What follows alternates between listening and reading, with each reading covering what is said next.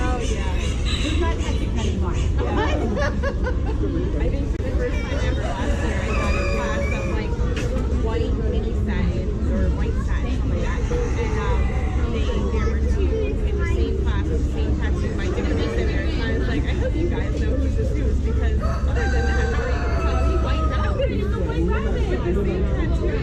And they had to figure it out. I was like, and then for the paperwork, I was like, I don't know. Is this say which rabbit this is for the paperwork because I don't know who this is. Right, exactly. Bizarre. Yeah, we were like, it was kind of a newer family, and we were like, no, you and Yeah. we got changes. Yeah. It had the same thing with one letter or a number or something different behind it, just to make it different. But it wasn't like T1 or something like that. It was like Bubba or something like that. I'm like, why would you do Bubba? It's like, it's different colors. Yeah. Who cares? It's the same tattoo. I don't know what color is yellow. I'm looking up here going, oh, there it is. What? Oh, so yeah, it was a lot of fun. Do you ever read that show by Variety?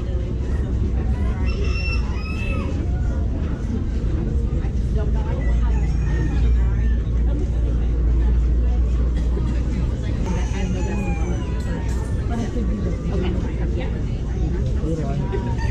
So you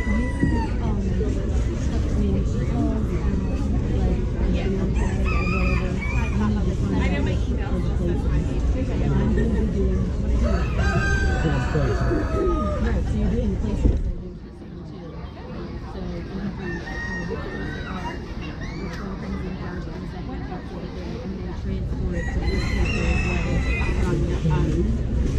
you can do things in gardens and then transport it to this paper as well.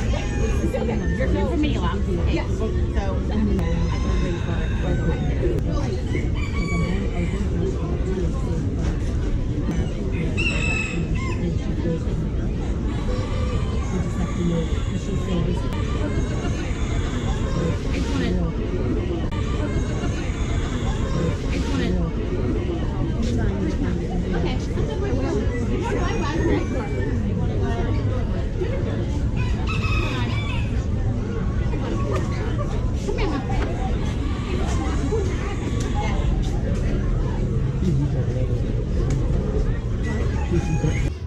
So, on behalf of the superintendents, we are so excited to have everyone here, the exhibitors, the families, the guests.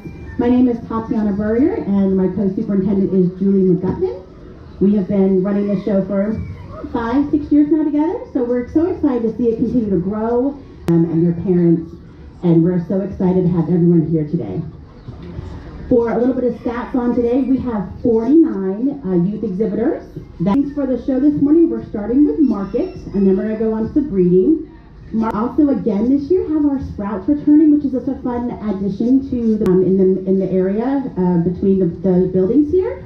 There are 2 judges. We're so excited to have some new judges this year, Miss Joe and Miss Teresa. So. Miss Garmin is at the door, so when you're ready, you can let her know. Again, if you have not signed up for it and you want to give it a try, please go ahead. There's no timeline, so if you want to take a minute to get yourself together, don't stress. We want it to be enjoyable, but we'd love for as many of you to try showmanship as you can. We want to thank those of us who came to support our show today. We have our helpers from Howard County. We have Kathy and Ian. They always come out and help us out. They're our writers, so we thank you for coming out. And we have our judge, Nicole Bortz, for the second time. So thank you so much, all of you, for coming out. And we will call, for the youth exhibitors, we'll call what we need to come up. So the show order is there, and we'll let you know what's going to be on deck and help you guys get through the show smoothly. So we hope everyone enjoys the morning, and we're glad to go ahead and get things.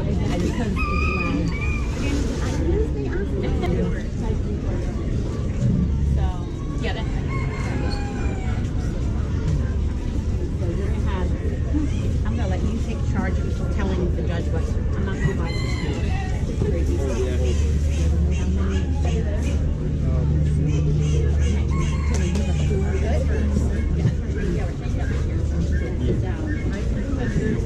Oh, wonderful. Thank you.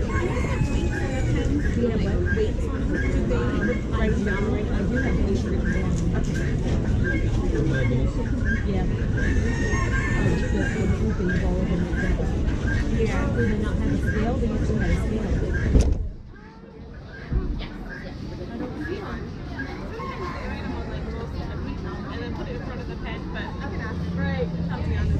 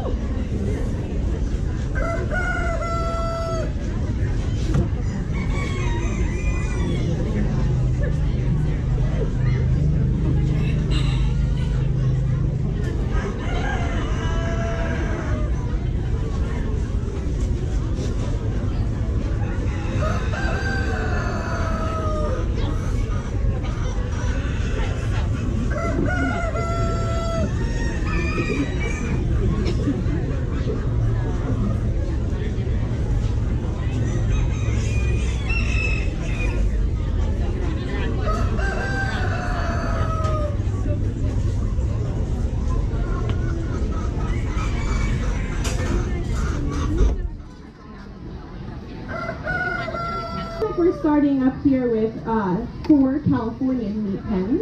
And we're just going through, and the way the meat pens are judged is 40 points on meat type. So that is their meat producing qualities. Usually most points in hindquarters, then midsection, then shoulders. If you were to butcher the animal, the hindquarters, midsection gives you the most meat. So meat type is 40 points. Then they do 30 points on condition of each animal in the pen. So there's 3 of them. I like to try and break it down over each one's worth 10 points. And that's condition of flesh usually. So when have a nice firm flesh, they shouldn't be loose or flabby in flesh condition. And they give a couple points on condition of like how clean they are, their coat condition as well. And then the last 10 points is on fur. So these guys are usually just babies. They don't always have a nice, prime, mature coat of fur. That's okay, only worth 10 points. So that's what we're looking at here. And I do have all the weights listed here. Someone did a really, really good job of getting theirs very uniform in weight, I have to say. So I'm going to go ahead and give one more quick look, and I'll be right back.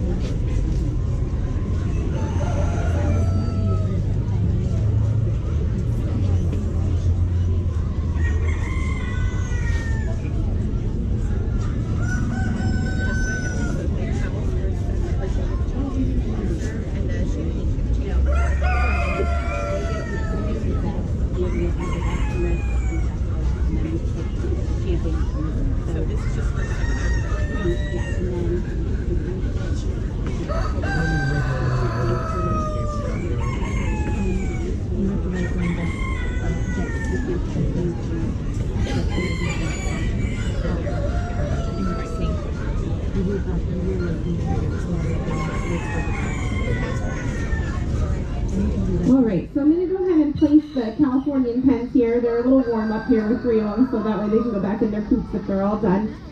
So just leave the first and second place ones up here, okay? And then we'll do the champagnes too. Alright, so in 4th place here, although this pen does weigh the most, this different in the actual size of the pen itself, I'm also taking off some points in the fur on all of these guys. They're very thin in the density of the fur, so when we strip the fur from hindquarter to shoulder, it separates really easily, shows the skin really easily, so they're not quite as dense in coat. And for me, these animals all carry a little bit more width into the shoulder and midsection, but then when we get to the hindquarter, they tend to narrow out at that lower hindquarter. And again, when we talked about the meat type on these animals, the hindquarter is what carries the most points.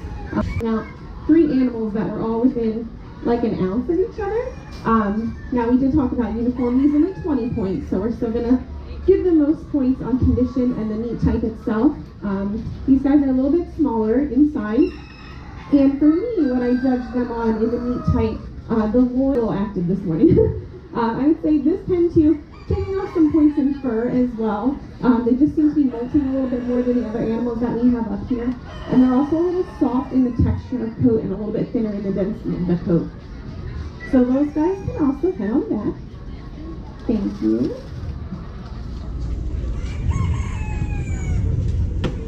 Okay. So our second place pen here is going to be the JS32. The top 2 pens here, really nice animals. These guys in this pen, I love the depth that they carry, so the depth of body over the hindquarter here should fall in line with the stifle. They have a pretty well-filled lower hindquarter. I would say that my first place pen fills a little bit more in that lower hindquarter, so when I get to the lower hindquarter on these animals, I can feel the hocks sticking out just a little bit. If they have a little bit more fullness in that lower hindquarter, you wouldn't quite feel that as much. But the uniformity of size in this pen is very nice. They're well marked. I would say this animal here, maybe bringing the pen down just a little bit more in the fur. It's a little bit rougher in coat texture, a little bit choppy in the length of the coat and the raw finish of the coat compared to the first place pen up here. But still leave these guys up here.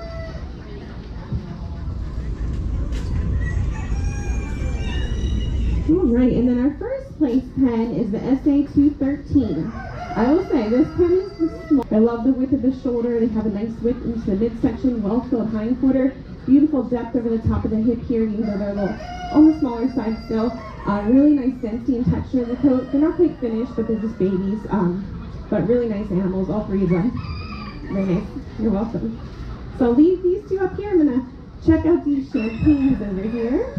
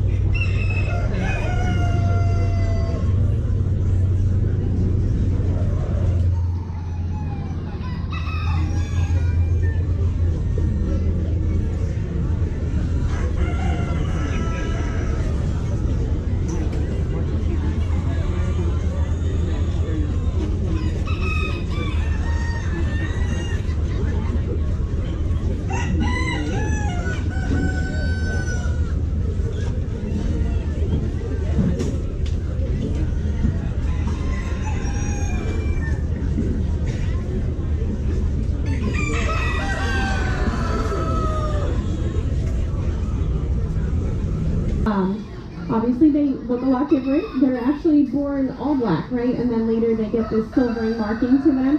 So it can be difficult to do a meat pen with these because sometimes they look all different shades of different colors up here. So you did a good job. These guys are almost completely molted out of their little baby coats. My second place pen is going to be GS26. So these animals, very nice and uniform in size, and I will say I really like this animal. I'm not sure if they're each tattooed. Yeah. So 27 in here. Love this one. This one's probably my favorite in the pen. I love the depth of body that he carries. Getting a little fuller in that lower hindquarter. I love the coat on this guy. Really nice density texture to him. There's one animal in the pen. It's a little bit longer in the shoulder here. That one is your GS26. So just a little long in that shoulder, a little bit more narrow through that shoulder. It's not quite as firm in the midsection here compared to the other animal in the pen. So just taking off a little bit in the uniformity of the way that the pen looks, but the sizing of them is really good. And that will leave the GS23 pen as first. And I will say this pen has a lot more muscling and firmness and flesh condition as well. I really love this animal here. A very nice commercially typed animal. Got lots of muscling, firmness, and flesh. Very nice full hindquarter on him. This one here is maybe a little bit deeper, not quite as wide, the GS24. It's another one I would say is a little bit weaker through that shoulder. Now, of course, the shoulder carries the least amount of points in the meat type, so we're still giving more points to that midsection and hindquarter. And this pen here, I would say, is a little bit more uniform in overall color as well, in the condition of the coat. This one here, really nice wide animal. Can be a little bit deeper just to balance out. All right, so we'll leave those here.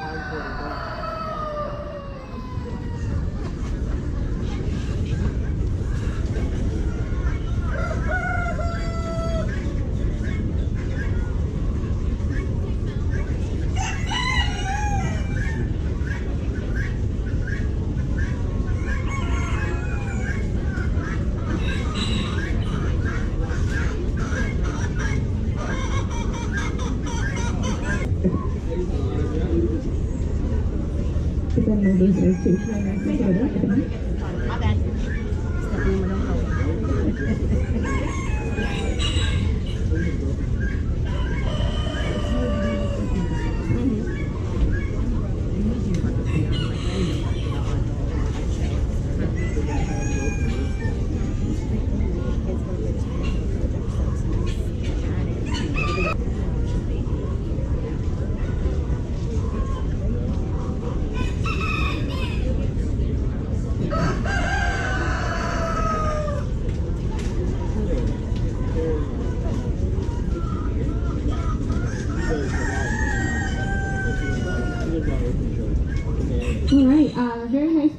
guys have up here. Thank you all for great conditioned animals. Didn't find any disqualifications while I was looking through them either. I do want to say these champagne pens are very nice. There's like one rabbit in each pen that I'm not loving, so they're not quite as uniform, doesn't have the meat producing qualities the other two animals in the pen. So my grand and reserve champions for the meat pens are going to go to the 2 Californian pens. Our first place pen is grand champion, and our second is reserve champion. So good job.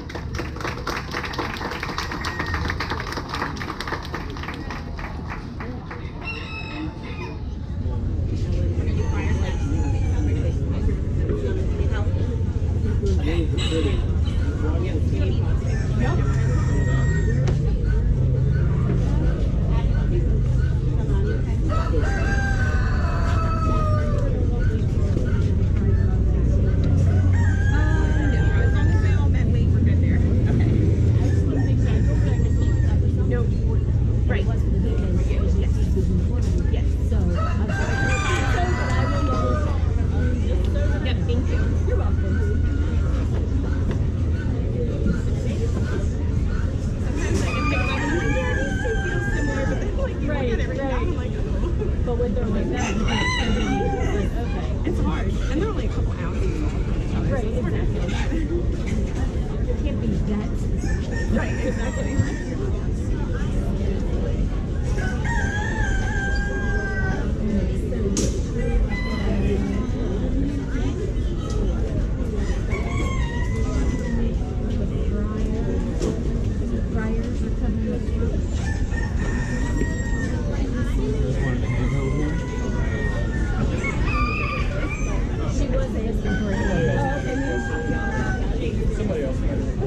Tatiana, they're asking about the sound.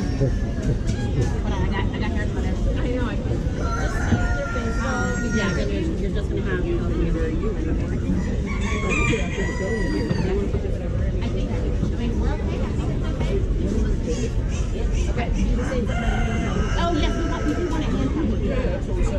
Okay, sorry, I didn't get the message. Can I borrow my favorite filter for lightweight heavyweight? The fryer, like, borrow this one. We have 2 different Mother, here you go. Well, we're really good at like doing together on this. stuff like that right now. I think the meat is in that. Sorry, I did not. Grab that one. Do I need more focus? Like, Yeah, remember doing these. We should be doing Okay, now.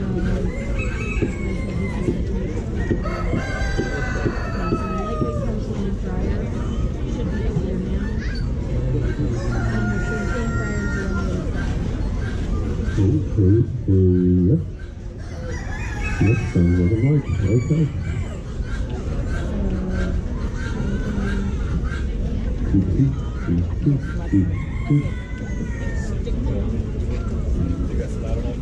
Good.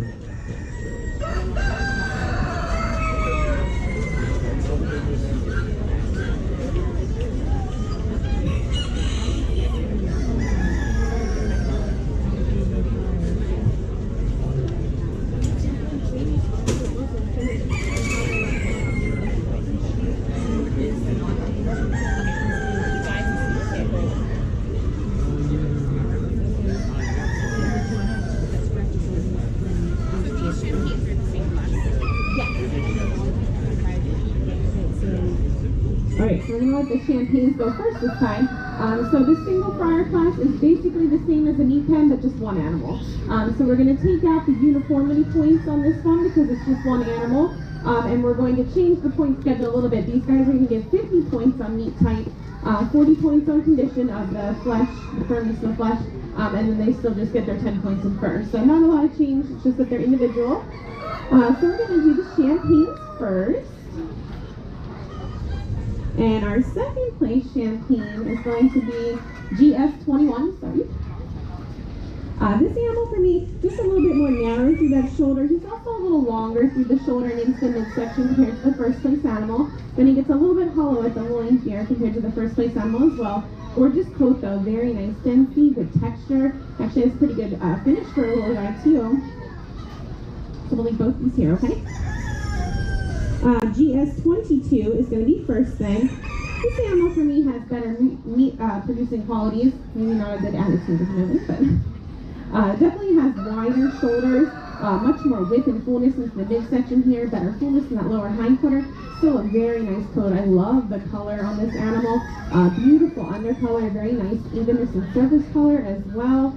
Just a really nice champagne. I like him a lot. So we're going to leave them here.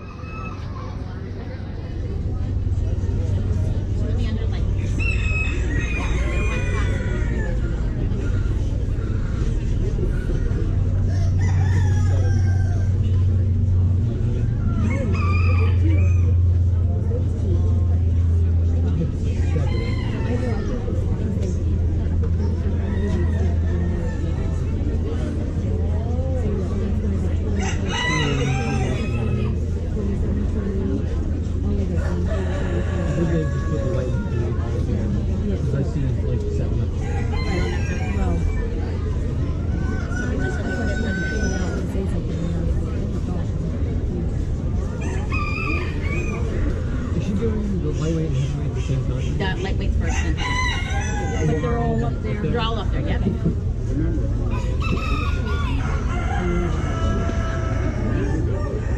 Alright, so we just have two lightweight in the Californian division here. My second place is going to be a SA210. This animal's super wide. I love the width into the shoulder, really nice width into that midsection, well-formed hindquarter. But he doesn't quite have the depth of body that I'd like to see to balance with all the width. So I just want to see a little bit more depth and roundness over the top of the hip here to balance with all the width that he carries. This one's also a little soft in flesh condition, so all this loose skin up here, we like that to be nice and tight and muscly and firm. So just not quite as conditioned as our first place animal. So he's also a little softer in the texture of coat compared to the first place animal. This one is hard as a rock. He's really hard for me to pick up. He's really firm and muscly. SA216. So he's going to be first. Much better balance of body type on this one here. You can see he's a lot deeper and rounder. I would still like to feel more fullness in the lower hindquarter here. He does tend to have great width and fullness in that shoulder midsection. And then we get to the lower hindquarter here and he just tends to narrow out. He does have great muscling and firmness in flesh though. Still a little soft in texture. He's actually a little really choppy and open in his coat today.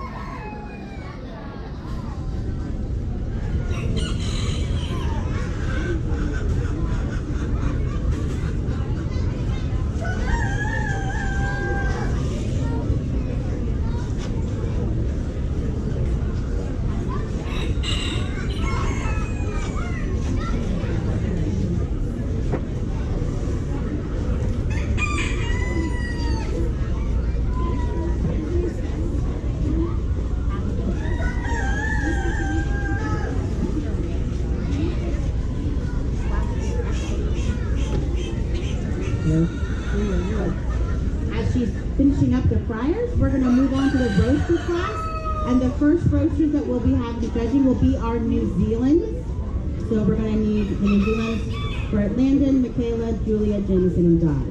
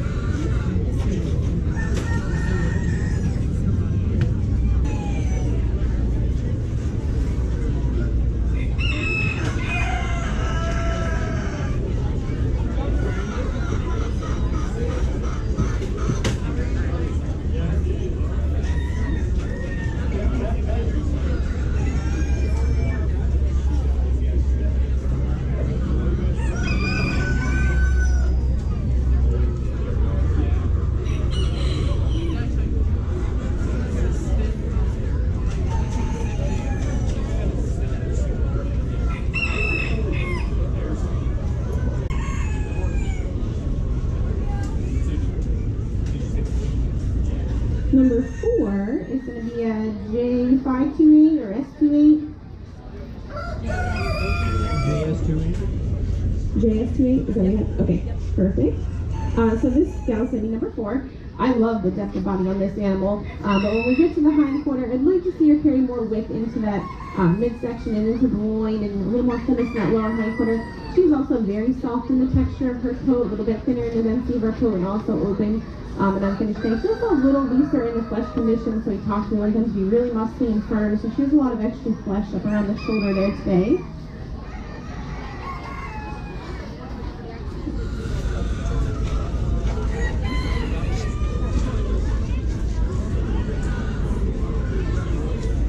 Third place is going to be an SA220.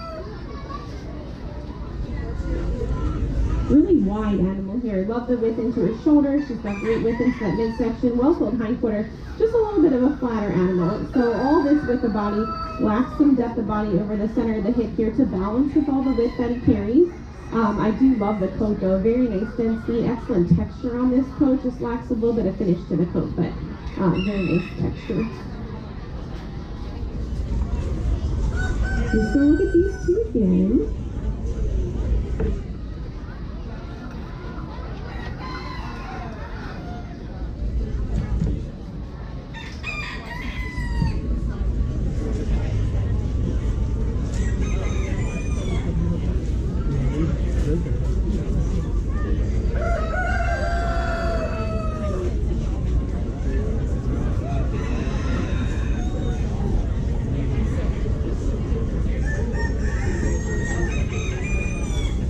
Okay, number 2 is going to be an SA211.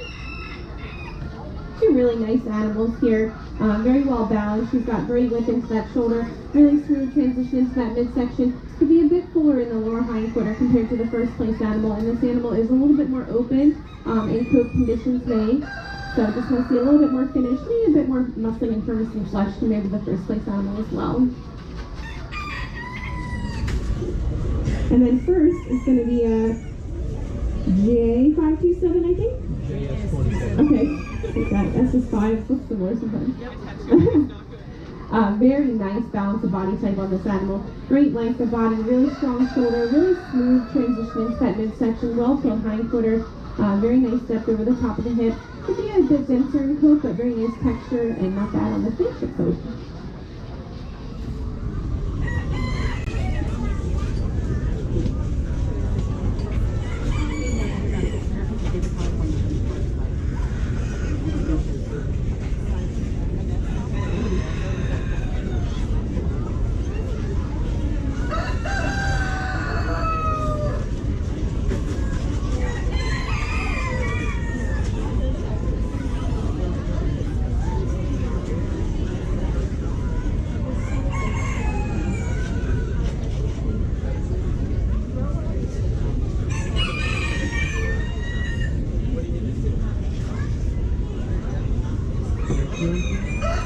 Okay, so we're taking a best Californian between the lightweight and the heavyweight, and I know just because this is a meat class doesn't automatically mean that the heavyweight wins.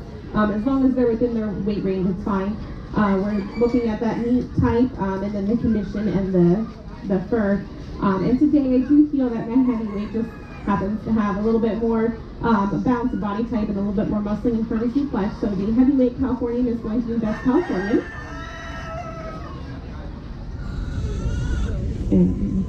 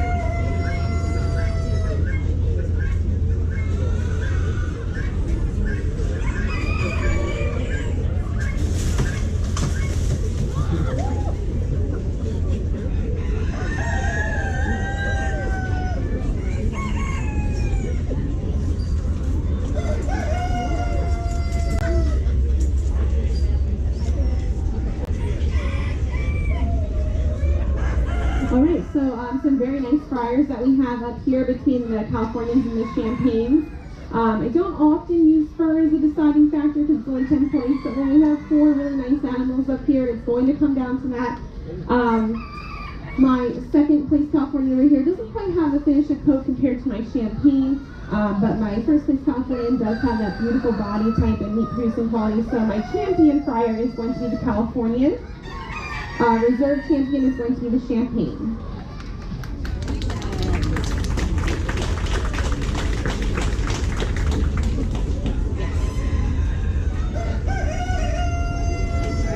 I don't know if you want to reuse these. That's fine if you do. We're gonna do this. Okay. All right. Jay. And Don. Sorry, I like Brian. So yeah, both there.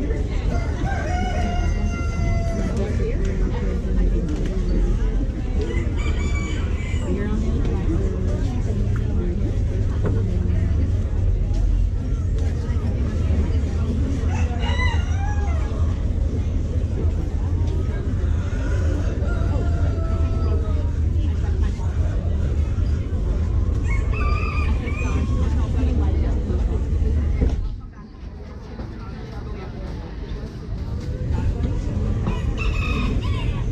Lightweight?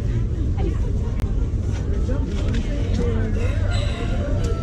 Thank you. Like, I don't have anything to do with it. Because I didn't have, I didn't have to drink. It was 2 a.m. I didn't want to make a second. You don't buy me dinner.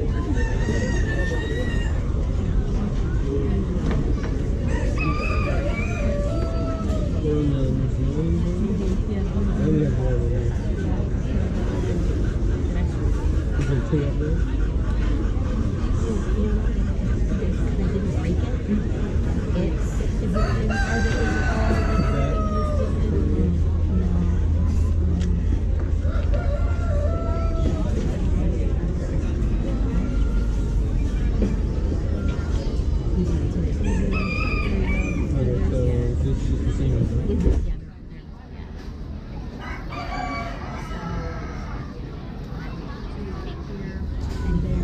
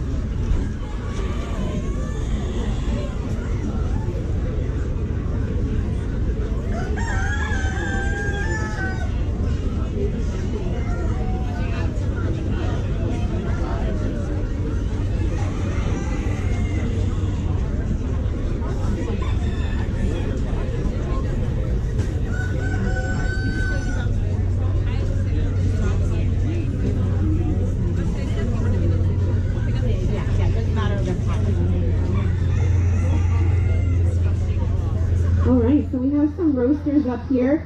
Basically the same points as we had for the single fryers. So 50 points on meat type, 40 points on condition, and 10 points on fur. Just that these guys are a little bit older and they're bigger than the fryers. So as morbid as it sounds, the fryers are what you would like pan fry if you were going to eat the animal, which I'm sure we do. Roaster is what you'd like roast in the oven, and then when they get really old, you use skewers. We don't have any skewers here, but those are the older animals. Typically take a little bit longer to break down the meat when you want to cook them.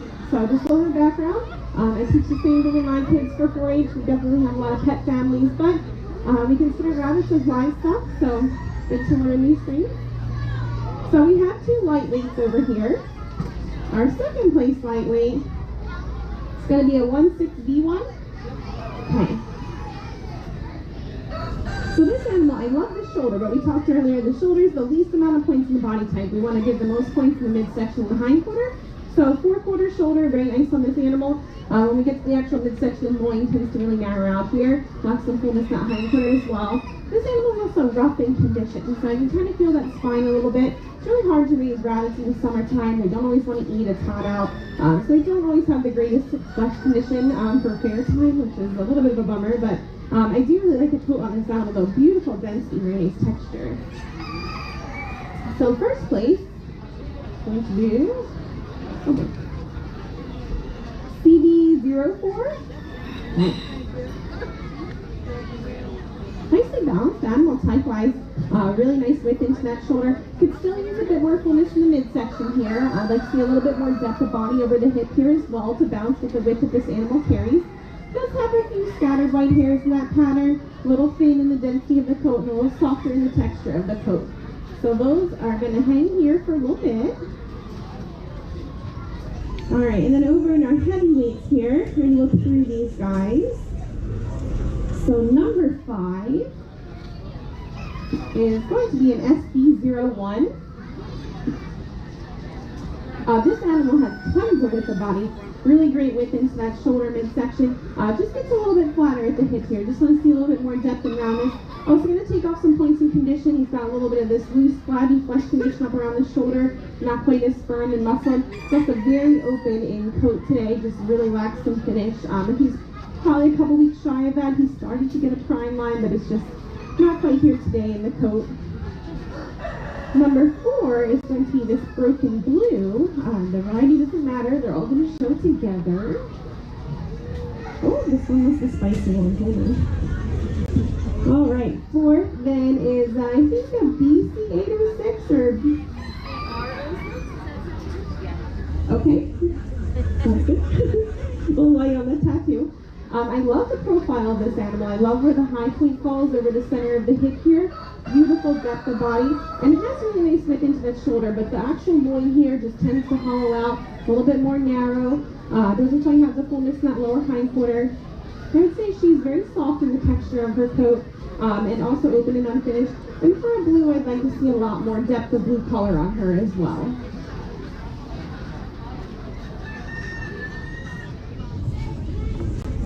Number 3 is going to be a SB04 or SBD4.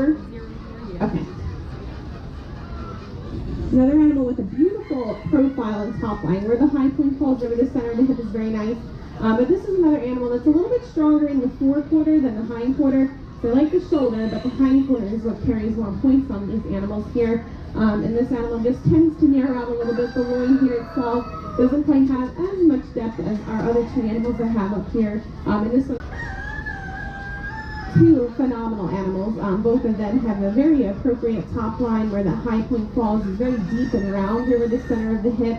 Very nice width into that shoulder, very smooth into that midsection, well-filled hindquarter. This one's maybe a little looser in flesh condition compared to my first place animal, and a little bit more open in coat today compared to the first place animal as well. And that leaves first is SB05.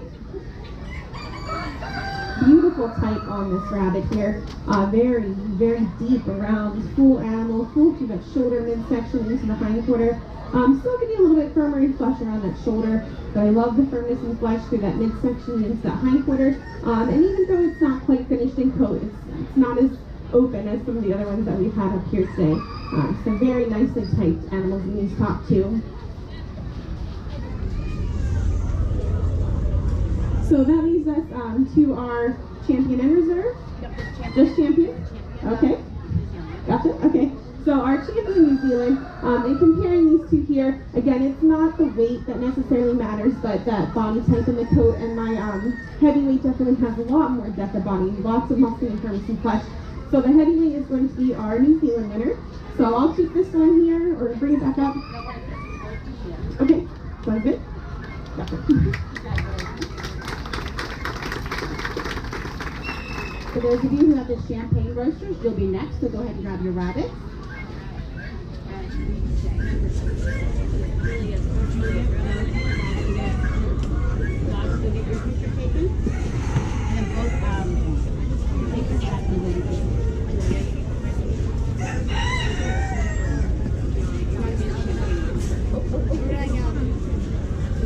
Oh, come this way, Dodge.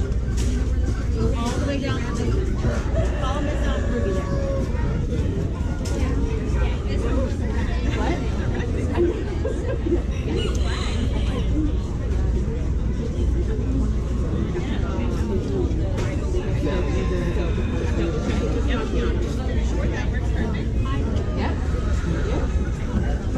Now borrow my champagnes.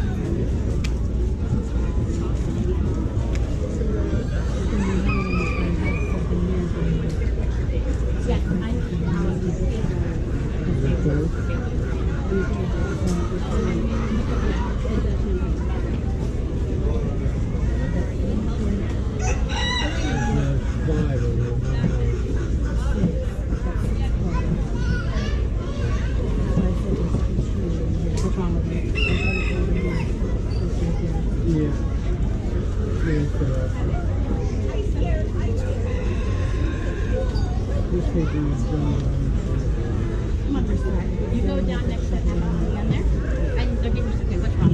Nothing's wrong. Oh, he's just trying to find it on because it's I said it's all the different. Bring it in. I went all the way down. I have another one that's done for it. Yeah, because I'm breathing out.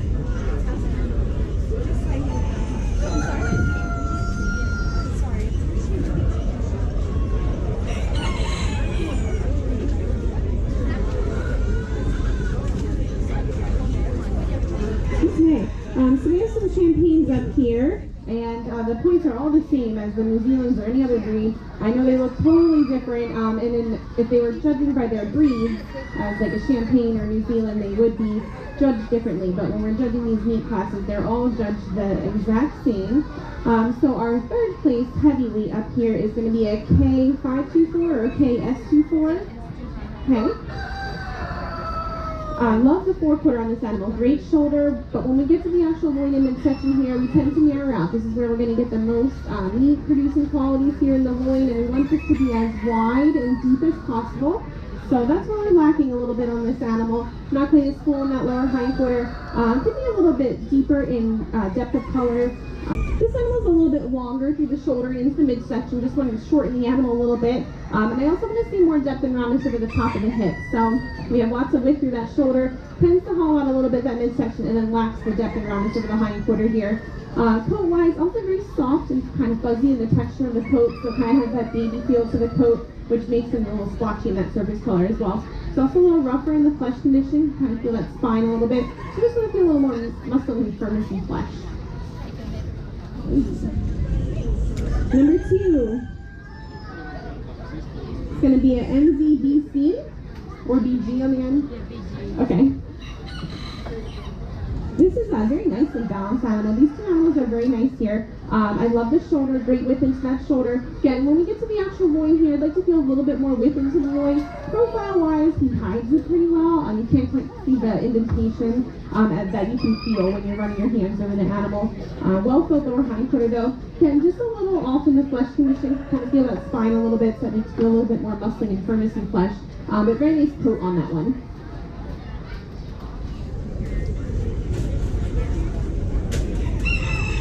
Alright, first is going to be E2. This one has the best condition in the class. Great muscling and firmness in flesh. I would still say could use a little bit more to the actual loin itself again here. Just want to have a little bit of a wider loin, a little bit more depth to that loin. But well-filled lower hindquarter, and again, very nice coat on this animal. Very nice density, good texture, pretty good finish on him as well. And as I mentioned, best condition of flesh in the class. That's why he was first place.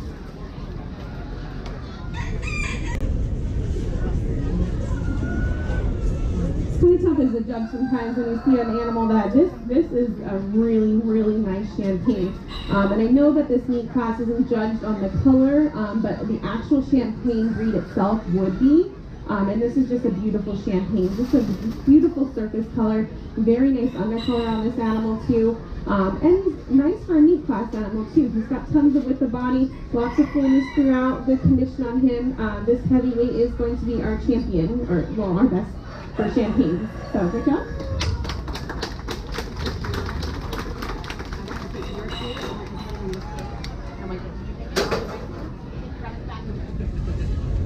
You're welcome. Okay.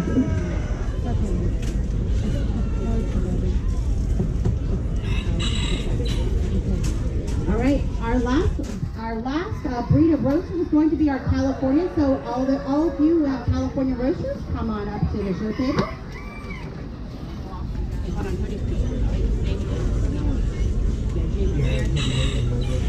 What? Okay, I was hoping that's what it was, and I was like, I did not have a plan here.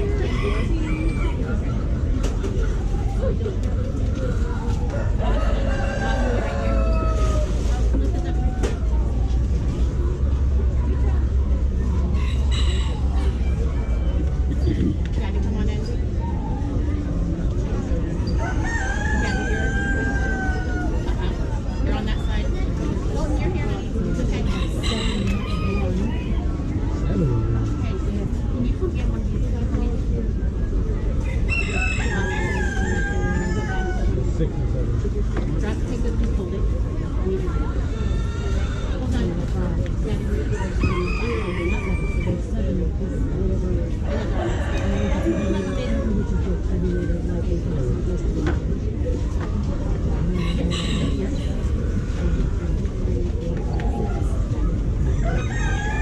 We're doing this paper.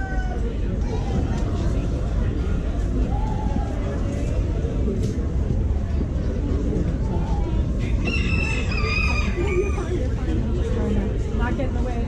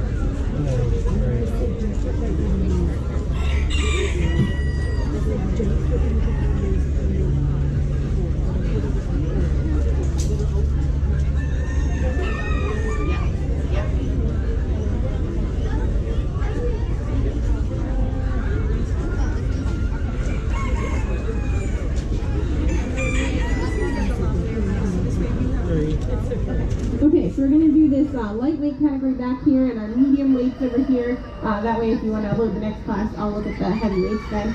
So we're going to start with the lightweights over here. Again, all the same judging criteria that we've been following for these meet classes here. So our third place one is going to be an AB 434 for the lightweights. Oh, is that one? Okay. Third. Third. 434? 434. Yeah. Sorry, I had a wrong number on my paper. Okay. All right, we're good. So this one's gonna be third. This is a very nice class up here. If it was a bigger class, I still feel like this guy would be towards the top end. It's a small class, but really nicely balanced type-wise. Very nice top line to him, good width throughout. Just a little loose in that flesh condition and a little bit more open in coat today compared to the other two that are up here. But this is a very nice class, very strong animals here. Second is going to be AB4R1. I'm just placing this one ahead of the other one because it does have better flesh conditions, a lot more muscling and firmness in flesh, and has much better coat. But I would say the body type's probably a little bit stronger on the third place animal. You can leave that one there. Thank you.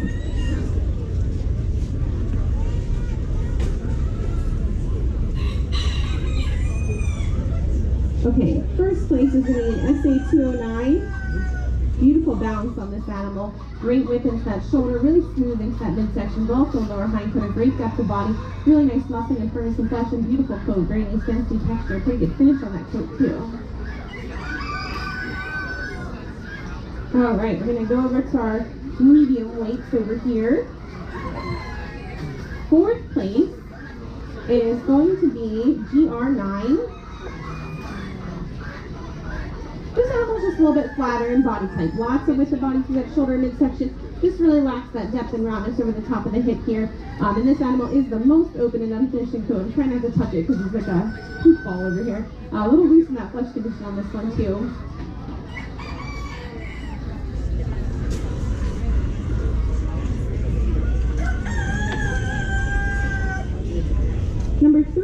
be a JS38. Similar comments on this animal here. Tons of width of body, but this animal is so wide that it really needs more depth of body to be more balanced. So we're really flat at the top of the hip here, need a lot more depth and roundness. Also gets a little bit hollowed at that transition from the loin into the hindquarter. This animal is also very loose and flabby in flesh condition. I think this whole area here where does do tend to not quite have as much muscling and firmness as our bucks get. And she's also a little bit more open and unfinished in her coat today.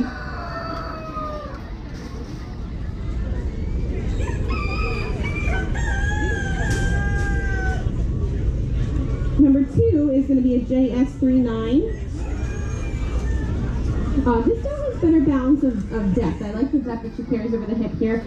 She is a little bit longer and lower through that shoulder here. You can get a couple fingers. The one that's being a little bit shorter, but the shoulders are not a ton of points. So I am giving her credit for the midsection and hindquarter that she displays a little bit better.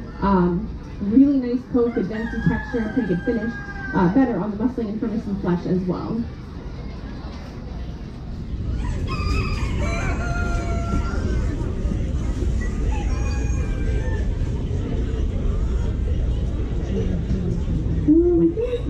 We did a GR9, right? Yeah. I feel like, yeah, this one was supposed to go back. Where did this one go? Can you bring that one back? You can have this one then.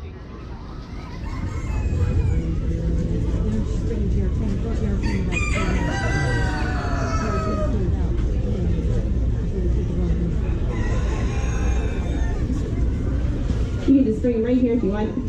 Perfect. See that? Thank you. Alright, so this one is first car medium wing. It's GR10. Okay. This animal here, probably the most balanced in body type that we had in this class. Great width into that shoulder, much better depth and roundness over the top of the hip here. Would still be a bit fuller in the actual loin itself, but overall balance of body type is much stronger. Very nice muscling and firmness and flesh. Very nice density and texture too, just slipping in the overall finish of the coat on this one. Alright.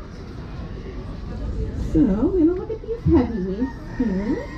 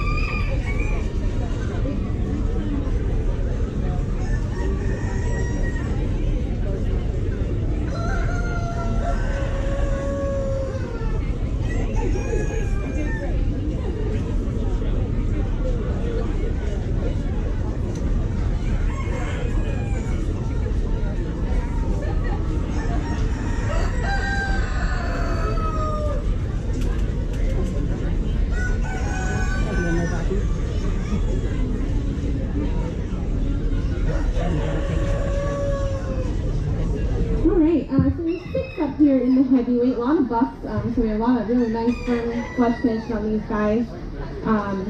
Our number 6 is going to be an SA225. This animal for me is probably the weakest in the meat type, meat producing qualities. Just a little bit more narrow throughout the entire body type. Not bad on the depth over the hip, but really narrow through that shoulder and into that midsection. Needs a lot more width to balance. This animal is also the most open and unfinished in coat today.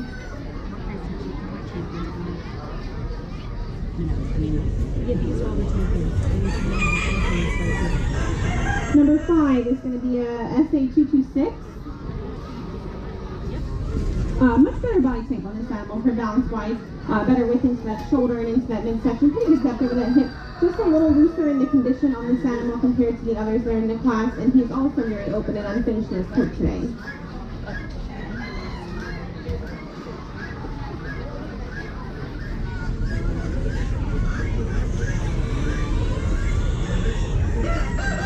Number 4 is going to be an SA192. Love the top line and balance of body type on this animal. Great width into the shoulder, good depth over the top of the hip. Just lacks a little fullness in that lower hind quarter. We talked earlier, this is one where I can feel the hocks sticking out when I get to the bottom of the table here. Just needs more fullness in that lower hind quarter to correct that. Also a little softer in the texture of coat and open and unfinished in coat today.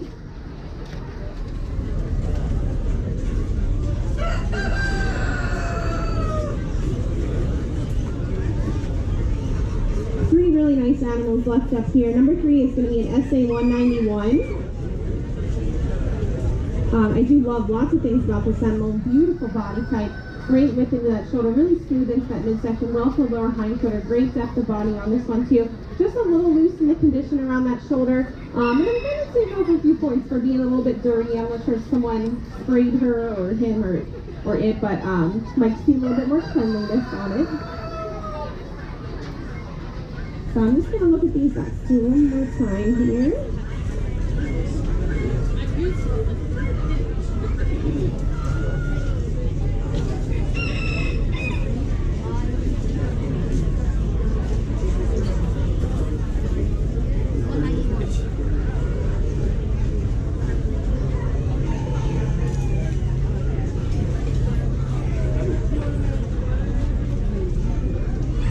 Alright, number 2 is going to be an SA195. Two beautiful animals here. My first place animal carries a bit more fullness into that loin and into the lower hind quarter. Has a bit more muscle and firmness and flesh. This one's just a tad looser, tad more unfinished in coat, but two very nice animals. First is going to be a SA196. Very wide animal throughout. Great width into that shoulder, smooth transition to that midsection, well-filled hind quarter, great depth over the top of the hip. Very nice muscling and firmness and flesh. Maybe just a touch more finish to the coat.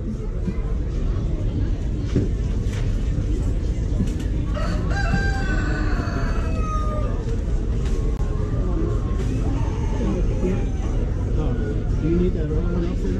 Whatever. Yes, we're going to need that in a minute.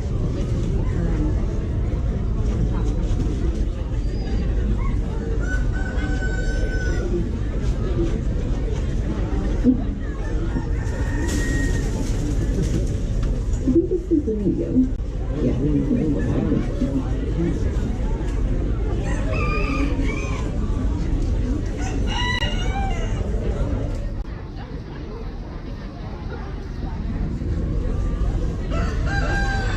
Alright, some very nice Californians that we have up here. I really like my lightweight and the heavyweight a lot. My medium weight has a lot more work to do on that coat. She's really out of coat condition today. And I really just can't get past my heavyweight's beautiful body type, super firm flesh. So the heavyweight is going to be our best Californian.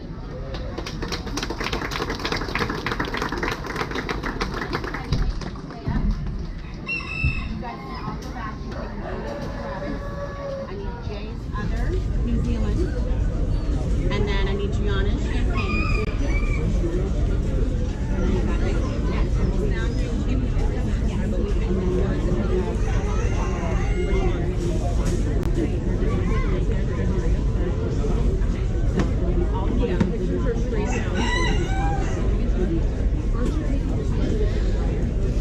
Whichever one he wants, so champagne.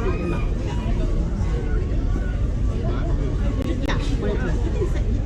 You can sell the roast if you want.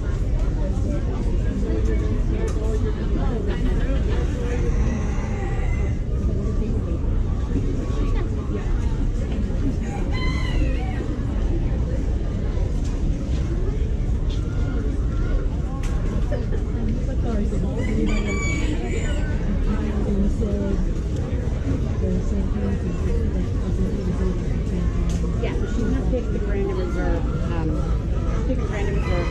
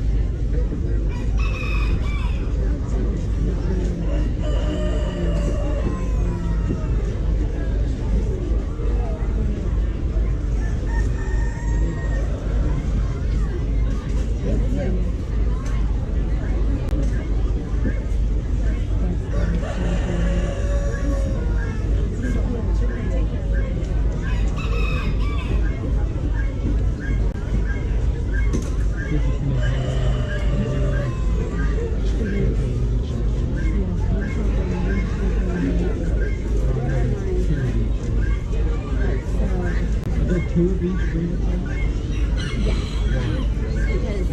Because if she picks the first, like, count in, then the second can come up for reserve against the other first.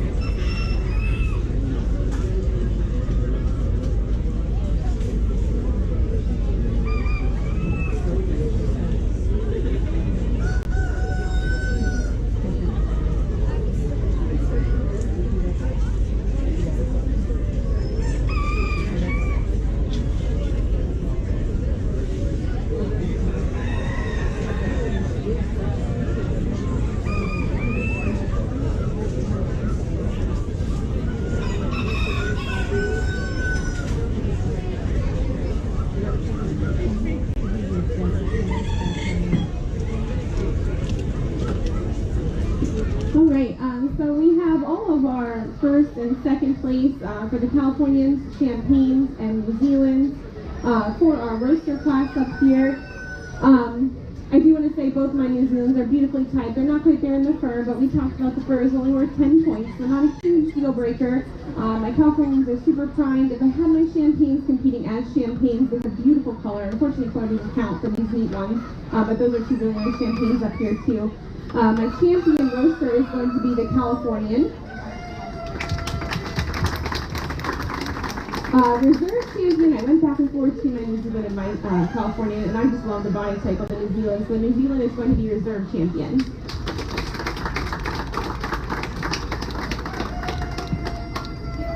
Thank you so much. We are going to do one more quick thing. So we have, can you hear me? We have an amazing, one of the amazing sponsors of our show. We have so many. It's Farmers Cooperative. And Farmers Cooperative sponsors every year what's called the FCA Rabbit, which is our third place market rabbit. So the rabbits that qualify for the FCA Rabbit are going to be the ones that were first place that did not get a champion. So before I call up Mrs. Stevens from FCA to come up and have you judge. Let me call who's coming up. So it is going to be Emma. Come on up. And Gianna, you can go for it. Colton Adams, can come on up. Gabby. And one more. Oh, look, and then Gabby, yeah. So this is Gabby Brawny. Can you bring your rabbit up here, honey? So Jameson's rabbit. Oh, not Jameson. You can go back, please. Emma, come on up.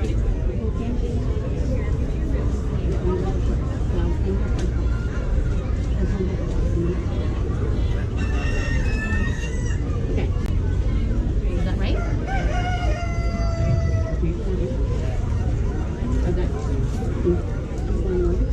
Is that Emma?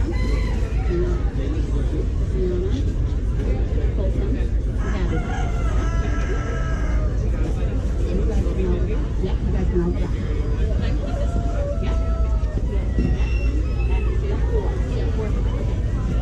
Miss Stevens, would you like to say anything while she's judging the rabbits? Thank you everyone for coming out and supporting the youth at the Frederick Fair. Farmers Co-op is very proud to sponsor this award, and we've been around for 101 years, and we hope to keep continuing serving the community, serving the youth, as it is 4-H FFA or just youth members. But we are very proud of you, and the rabbits look amazing. So I know I'm coming at the tail end, but they really do look really nice. So congratulations, everyone.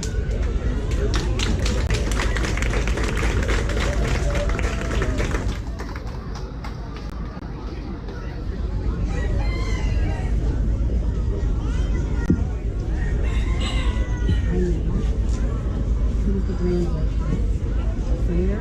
Who's the grand prior? Grand prior. James.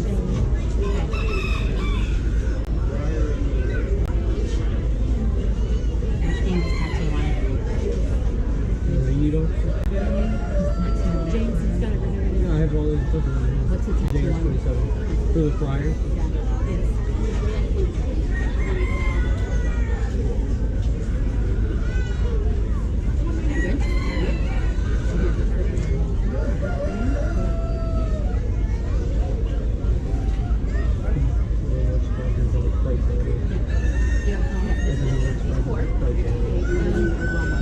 Somebody that you know. All right, so we have 4 animals up here for FCA. We have 2 Californians and 2 Champagnes. I think this is my lightweight California. I remember him. Really nice body type. Love the condition of flesh on this one. I wish this one had a little bit more fur. I think we talked about the medium weight ones earlier. My 2 Champagnes, both excellent representations of the Champagne breed itself. And I really feel that my Champagne that was up here competing is still a beautiful animal, lots of width of body. Maybe not as conditioned in flesh and firmness, but still a lot of meat producing qualities, and he is going to be our FCA award winner.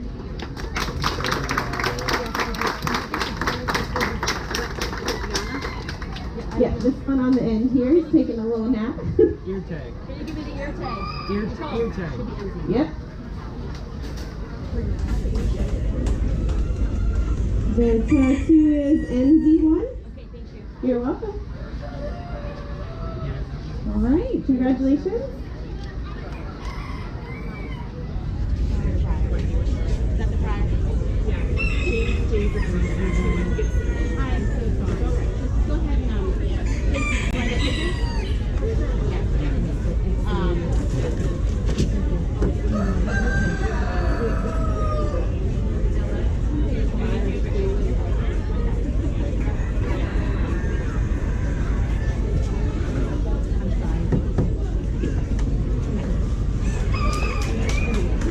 While we're doing a photo for the club, we're going to do a quick recap of all the winners, and then we're going to announce our overall market rabbit, which will be between our grand champion Rumster and our grand champion Friar.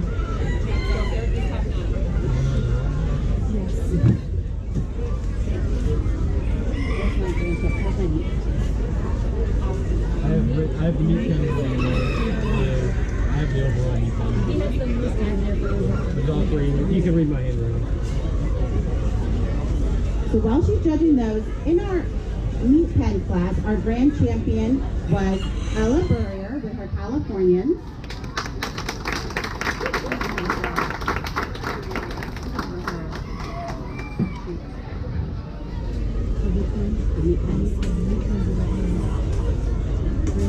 And reserve was James Schley with his Californians. Those are your meat pen winners. Congratulations to those. For our priors, our grand champion again was James Schley with his Californians. And our reserve market was Fiona Schley with her Champagne Origins. In our roaster class, when is what's being judged, we just finished judging. Our grand champion roaster was Sawyer Burrier with his Californian.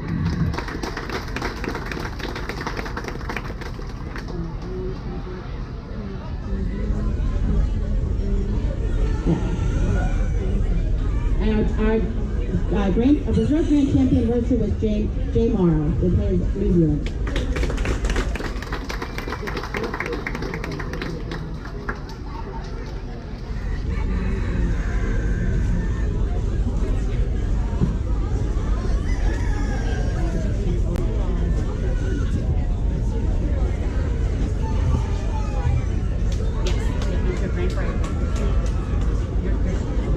Alright, so we are picking an overall market rabbit between our fryer and our roaster. They both happen to be Californians. I really like both animals up here. One of them, if you get your hands on him, he's really muscly and firm. He's got a super well-filled loin, lots of meat producing qualities. And that is going to be our roaster. He is going to be the overall market animal. Congratulations on your ribbons, and we'd like to do a photo. So if you have a grand champion, we'd like to go to the photo booth. That concludes our market show. Thank you so much.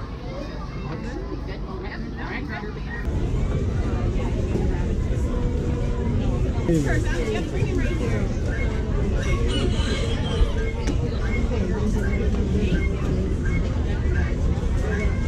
I'll put them in there.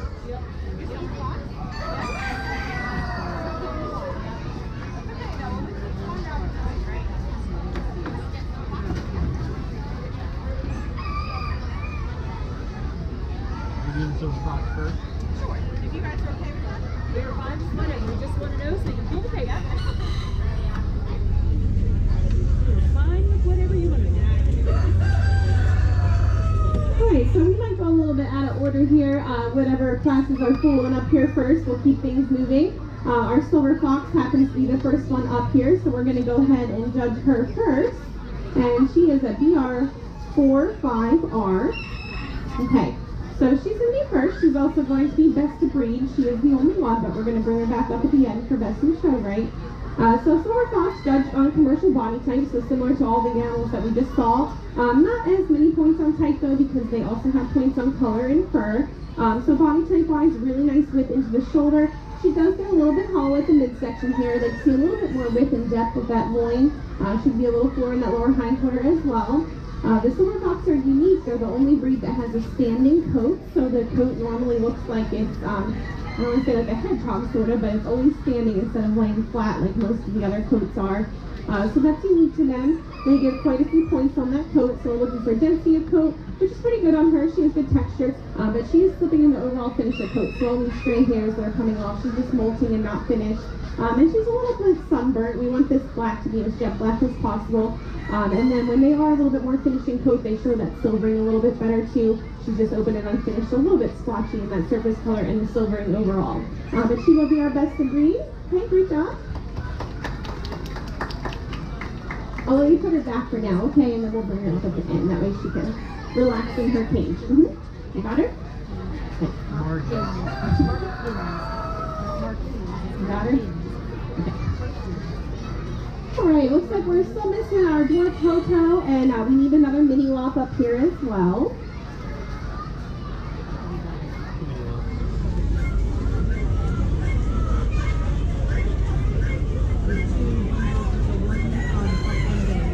Two brokers.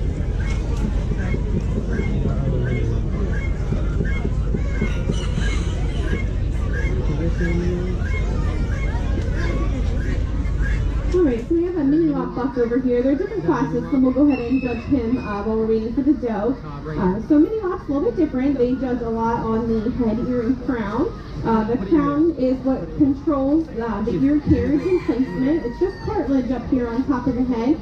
But it's important because the placement of the crown determines the placement of the ears. It determines how open the ear is and the carriage of that ear, like I said. So ideally, we want the crown to be wide from the front. We want it to be wide from the side, which helps open that ear. We want it to be deep. They should kind of resemble an upside-down horseshoe when you look at them from head on.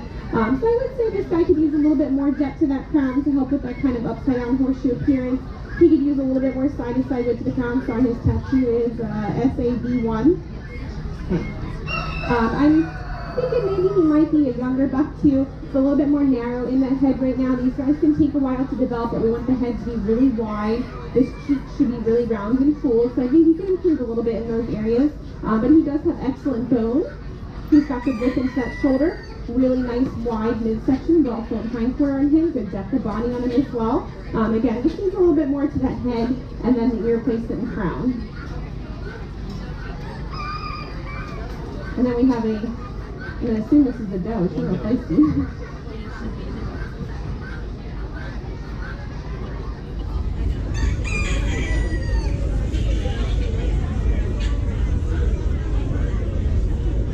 All right. Our doe's tattoo is SW94. We'll give her first as well. Also a very nicely typed rabbit. She's got a nice, strong, wide shoulder. Beautiful depth, very appropriate placement of that top line over the hip there. Could be a little bit fuller as she transitions into that lower hindquarter. And we'll give her a lot of credit though. She has a very nice head, good evenness in the width of the head. She has a good roundness and fullness into that cheek. She could still use a little bit more side-to-side width to the crown. The crown is a little bit further back, so the ear placement and carriage is further back. It should be more in line with the eye here. But overall, nice rabbit. Maybe a little bit out of coat condition. So these are our only two mini lots. We'll go ahead and pick a best of breed and a reserve or opposite. Okay. All right. So a typical artist show, our best of breed, if it's a doe, the opposite of breed would be a buck, and vice versa. Today, the best mini lot that I feel up here is the senior doe. So our doe is going to be best of breed, and our buck is going to be best opposite of breed. Great job, everybody. So we'll take her back up at the end, okay?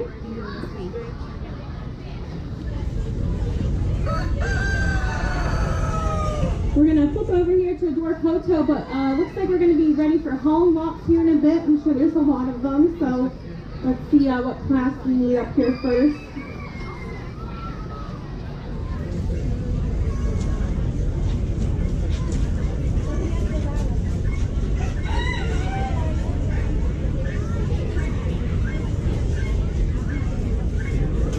So we have one Dwarf Hoto here. Is it P? Okay, PKM. Sure. Looks good. All right. So Dwarf Hoto, just a tiny compact breed here. I would like to see him be a little bit shorter in body type. He's a little bit long to that shoulder. So just make him a little shorter, more compact. For a senior buck, he does tend to get a little bit narrow at that lower muzzle, so I'd like to see him have just a little bit more fullness there. A little long in that ear and bowed in that ear, so you can kind of see some light. We want the ear to be held closely together.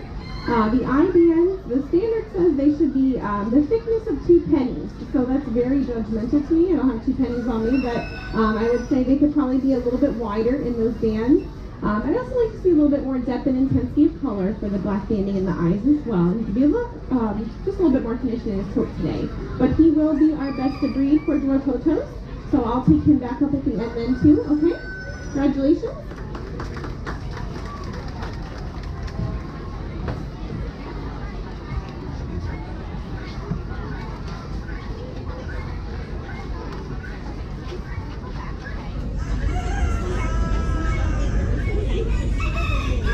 Do you have salts in your box first for home walks?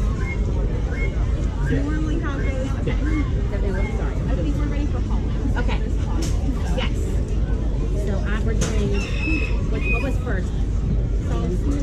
What was, because I've got a goat commitment, I did something. Did I do brokens or solids first? What was first? Oh, wait, no, you have broken. Oh, yeah, I do brokens first. Okay. Okay. You have brokens first. That's alright, we'll switch it up. Yep. All right, we Holland Lock, but as you can all see, there's a lot of them. So we're going to start with our broken Holland Locks. So bring up our broken You senior. used to call names. Let me go. I'll take your broken senior bucks and broken senior does, please.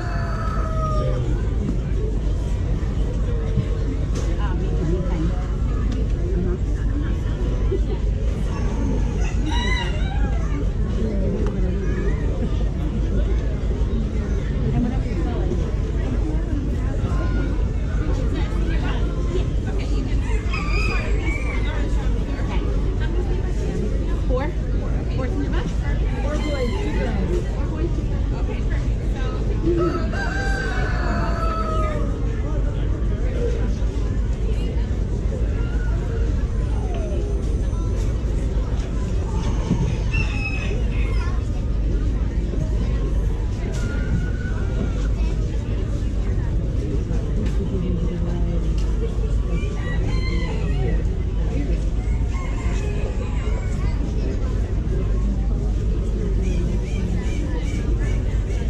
Made it.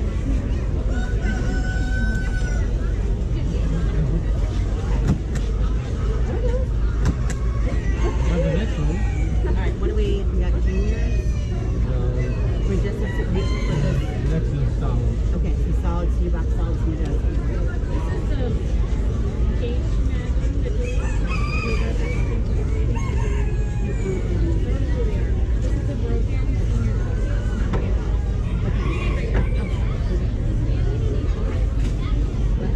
Not yet. Yes, you will. And right. You guys have ribbons on the flap? We do.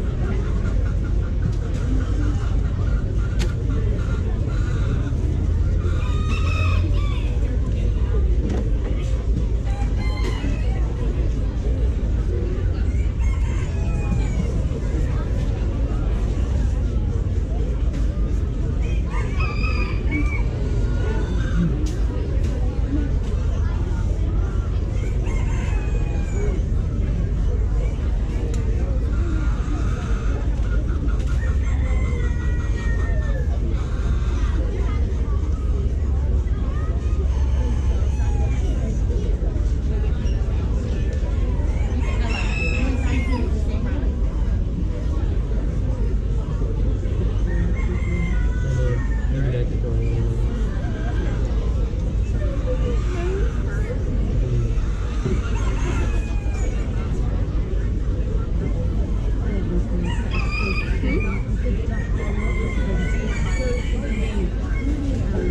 Broken senior does. How many broken senior days?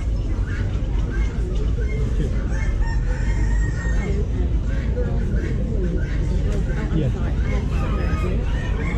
Solid, you mean? Solid does, you think? Yeah.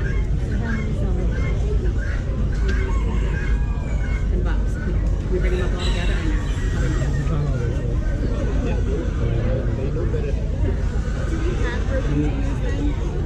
no. Yep. No broken. 14 in total. I'll bring up box first. Between senior buck and doe and then junior buck. Okay, then I'll bring up. Junior doe. I'll bring up the box first.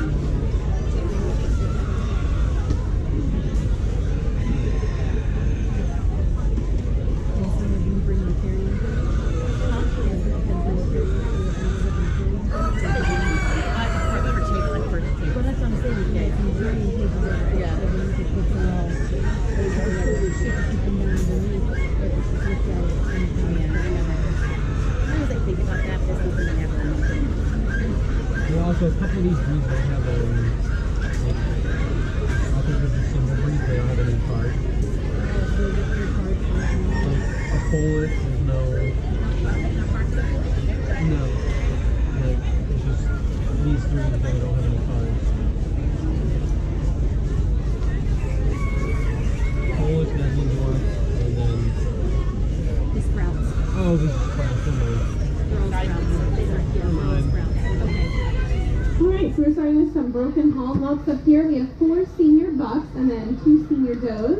The Holland locks are pretty much entirely judged on body type, and almost half of that is just on the head, ear, and crown. So very important that they have, especially on the senior buck, that nice masculine, very wide, large head, really well-filled cheeks. Again, we talked about the crown and the mini lop, which is just that cartilage on top of the head, but the crown is really what helps to determine the ear carriage and the placement and the shape of the ear. So very important to have a crown that balances. So number 4, this guy's super spicy, very energetic, very excited to be here. I think it's an OTPA.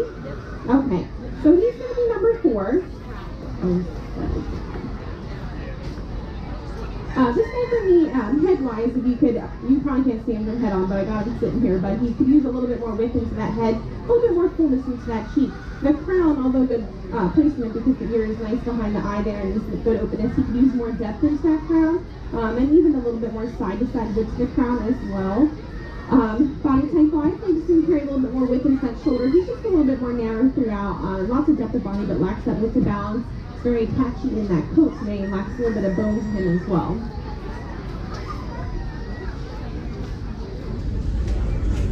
Number 3 is going to be a P68G. It's a little larger. It's a little on the larger side for our home lot. Okay. He's got a very big head though, I will say that. He's got great width into that head. However, for me, he's a little bit what we call tight in the crown, so side to side width of the crown needs to be wider. It would help with the shape and placement of the ear. Front to back width of the crown is good though. The ear is nice and open at the base, has a good shape and good substance to it. He is a little bit long in the body type though. I think that's what makes him a little bit larger too. So I like to shorten up that shoulder into the midsection. He could use a little bit more depth of body and maybe a little less with the body. He's very wide and very full, but lacks some balance of body type.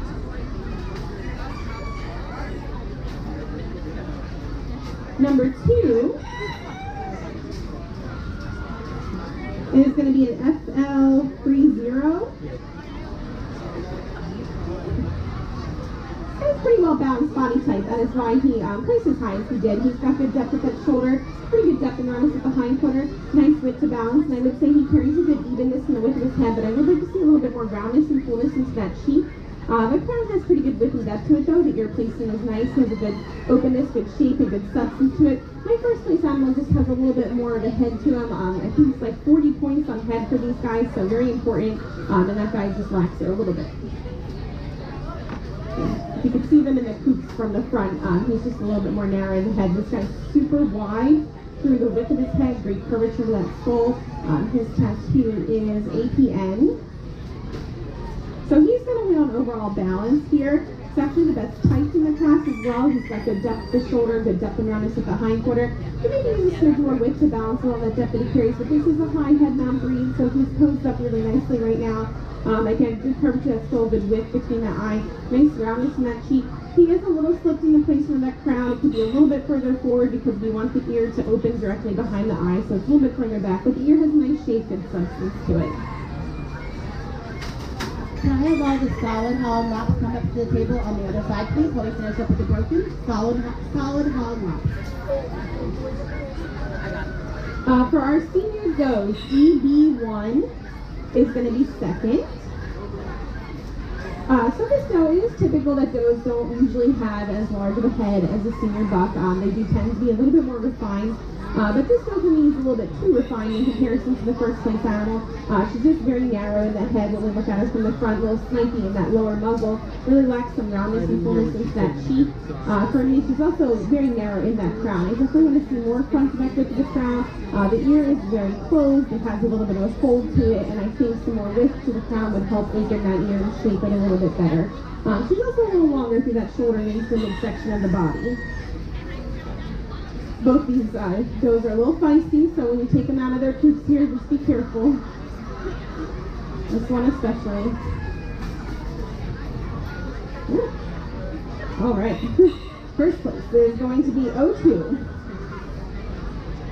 Once you get her out, she's fine. She's really protective of her cage. Just an exciting week. Beautiful body type on this doe. I love the depth that she carries at the shoulder. Really nice depth and roundness at the hind quarter. She's wide and well filled throughout. So body type. So normally for the brokens, then we would pick a best of group and best opposite. I do still think that the senior buck has a lot more home mob qualities and properties to him today.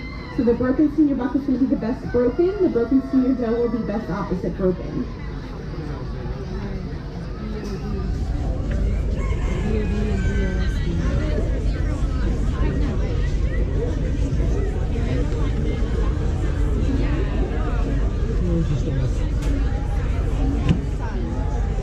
Miss Tatiana, I need the cards now. Oh no, hold on, sorry.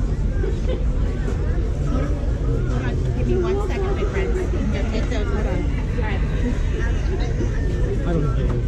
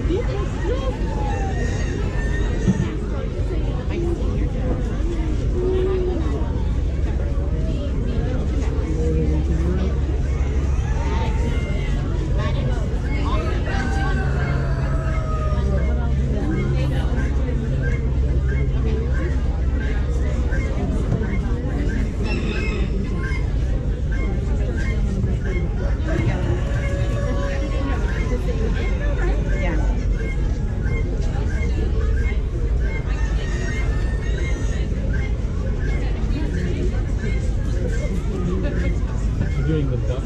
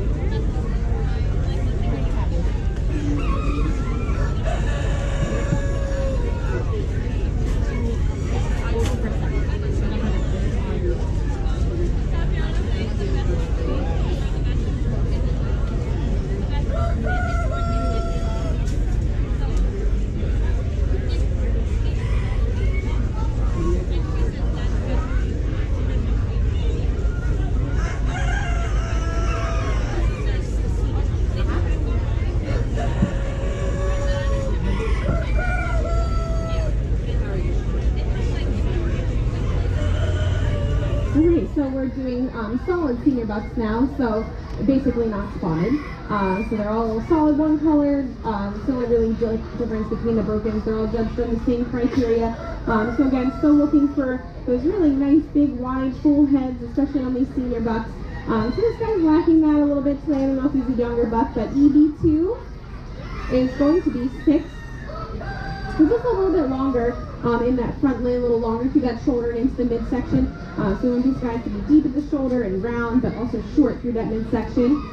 He lacks some evenness in the width of his head, lacks some roundness and fullness in that cheek. I'd like to see a little bit more depth into the crown. He's a little bit long in that ear. The ear should kind of stop at the jawline, so he's a little long. But the ear is nice shape, very nice openness and substance. And he's got a gorgeous coat and very nice color on him.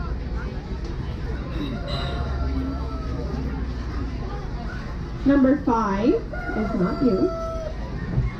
Number 5 is going to be a K22H11 or K2ZH11. Okay. So he is going to be 5th. There's a really small buck here.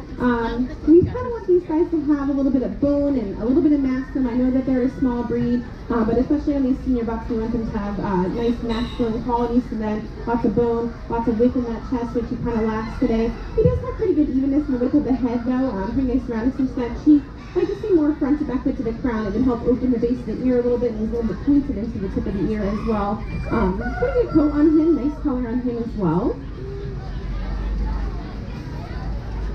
Number 4 is going to be Sun, S-U-N. This guy's also a little bit longer in body type here on. He's a little long in that limb as well, longer in that shoulder into the midsection. He also lacks some width into that shoulder, lots of depth of body, but lacks some width to balance. Pretty good curvature, that's still nice evenness in the width of the head. Just want to see a little more roundness and fullness into that cheek. He too's a little long in that ear, and I'd like to see the ear be a little bit more open, which means he lacks a little bit of width into the front and the back of the crown to help open that ear. So it's a very open and coat condition today. Number 3 is going to be this cute little blue buck here. Love the color on him. B-A-T is going to be 3rd. Definitely better in the home body type on this one here. He's deep at the shoulder, deep and round over that hip, but he's shorter in body type, which is what we want to see on them. He could be more even in the width of the head. He tends to narrow out at the eye into the muzzle a little bit, and still lacks a little roundness and fullness into the cheek, but the crown has good depth to it and good width. Helps open that ear, nice shape to his ear, and as I mentioned, beautiful blue color on him.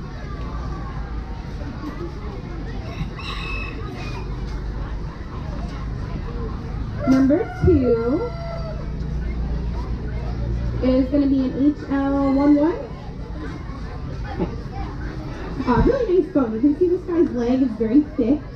We want them to have a nice thick bone on them. It's got good depth at the shoulder, good depth around to the hind quarter, but he is a little weaker in the average shoulder here. I'd like to see him carry just a little bit more width to balance all the depth that he carries. This is a pretty good evenness in the width of the head, but my first place animal does have a little bit of a wider, broader head to him, which this guy lacks just a little bit. He's also a little long in that ear, but the ear is nice and open, has good shape and substance. He does really lack some coat condition today. These bucks are very excited to be here. First is BKM. Really nice balance of body type on this guy. He has nice bone, good front limb on him. I would still maybe like to see just a touch more width into that shoulder, but he does have good depth at the shoulder, really nice depth and roundness at the hind quarter, good evenness in the width of the head. Nice.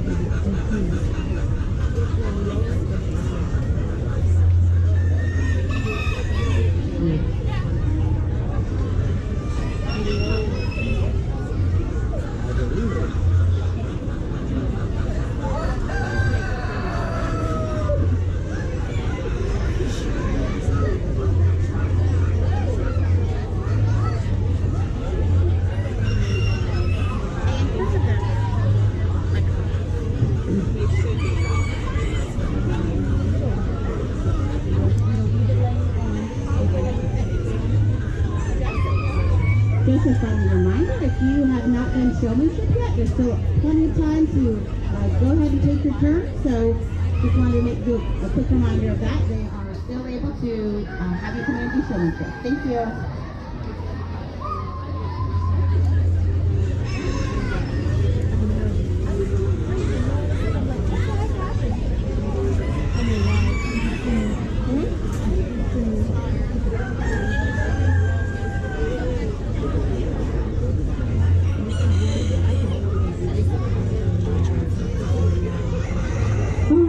So we have 8 solid senior goes up here. Again, same criteria that we've already been looking at for the bucks and that we did for the broken. We have a nice assortment of colors up here too. A lot of times you just see these torts a lot at the shows. There's some tortoise variety, but there's a lot of different varieties that we have up here. So this little tort doe is going to be number 8. She is DEF123. And I'm sure she's one of the younger ones in the class, and we talked that these guys can really take a while sometimes to develop the head that we're looking at, which is where she lacks today. She has a lot of ear control, which is also usually what younger animals have, because they just haven't developed that crown yet. So we just want to see more width into that head, more roundness and fullness into that cheek.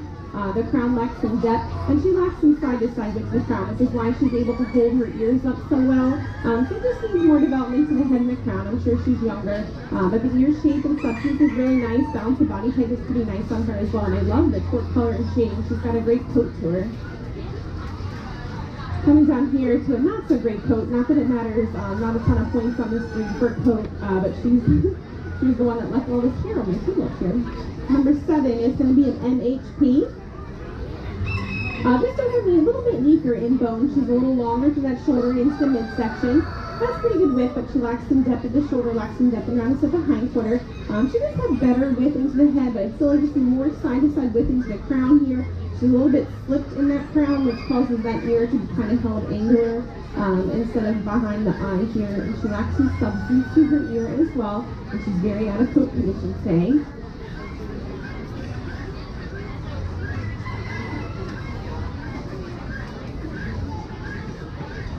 Number 6 is going to be, this chest going to be over here. Oh, this is alright.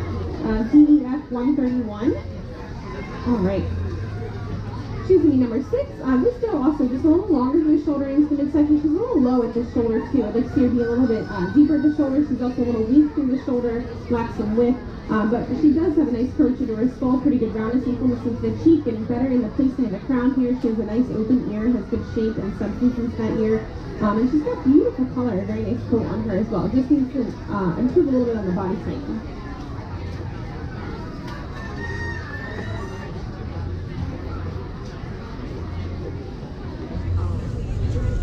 Number 5, over here.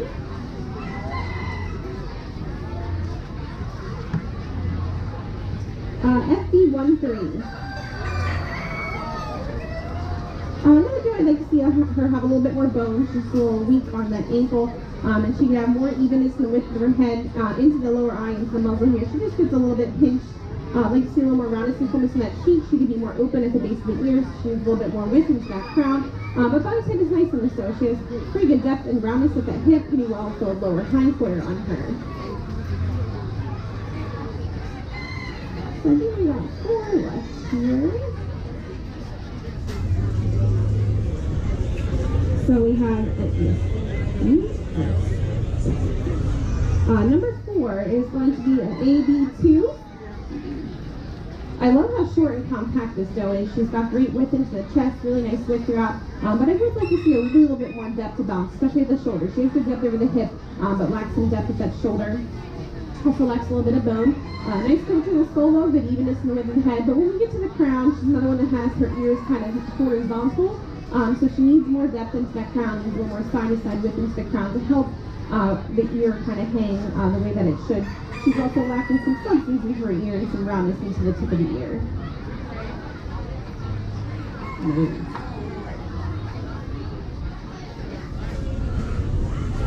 Number 3 is going to be PA13. Tons of width of body on this doe, great width into that shoulder midsection. I would like to see her carry more depth though to balance all the width that she carries.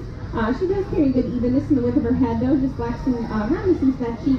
And I'm still going to fault this one a little bit on the crown as well. I'd like to see more depth into that crown. She kind of also holds those ears horizontally, so more width into the crown as well. She's a little slipped in the crown, which is why her ears are kind of hanging a little bit angular instead of directly behind the eye here where we would like it. So just an improvement on the width, depth, and placement of that crown. Number 2, the stone.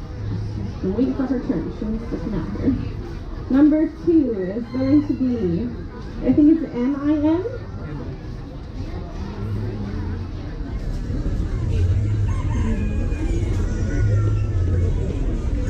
Pretty well balanced type-wise on this stone. She's got good depth at that shoulder, nice depth in there the hind quarter. Maybe use just a little bit more width into that midsection. Good bone on her, pretty good curvature at skull, good evenness in the width of the head, pretty good roundness and fullness in that cheek. I'd like to see more front to back width to the crown. She does tend to be a little bit closed at the base of the ear. She gets a little bit of a fold into that ear because she lacks some opening to that ear from the crown being a little bit more narrow. And first place is going to be this beautiful chinchilla, D2514. So she's going to be first for the solid senior goes. Really nice width throughout. I would like to see a touch more depth to balance all the width that she carries. And she could use a little bit more width into that head, but she does have a very nice deep crown. You can see how deep it is. She could use a little more width, though, to balance that crown out a little bit. I like the depth, but again, to be just a little bit wider from side to side when looking at her from head on. But because she's a little more narrow in that head, I think it makes the crown a little bit more narrow as well. But she has a beautiful coat, beautiful chinchilla color on her. And I'll leave her over here with our buck. Hopefully they don't notice each other and they behave. All right. We have 4 junior bucks? Yep, 2 junior bucks, 2 junior bucks. Okay. Okay. Yep, that would be my luck.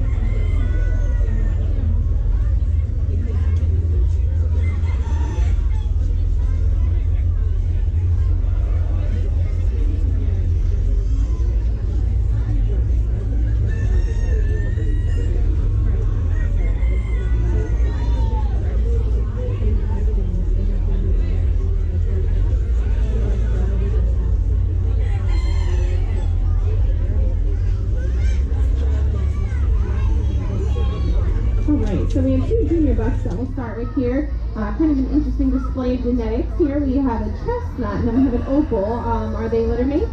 Yeah, okay. So the opal is the dilute version of these chestnuts. So you must have 2 recessive genes to be able to get your opals here. The chestnut is going to be second, LTO6 or 06. My opal just has a little bit more body to him. He has a little bit more width into that shoulder that this chestnut lacks. The opal also has more width into his head. He's got a little bit more depth into the crown right now. A little bit more width into that crown as well. But he's got great color. Nice fur for a little junior as well. He's just not quite finished. Our opal is LTO1. So he's going to be first. I like to balance the body a lot more on this guy. He's got great width into that shoulder, good width into that midsection.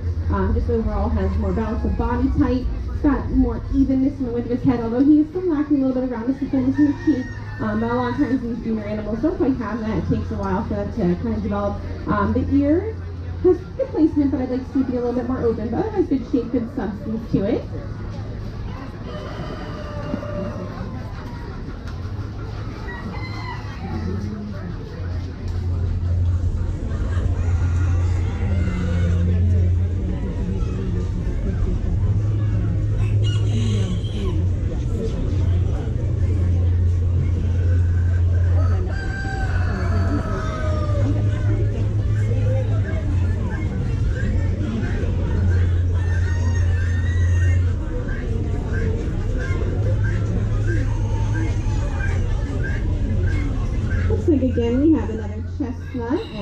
opal for our junior does as well. But this time the opal is going to be second and the chestnut's going to be first.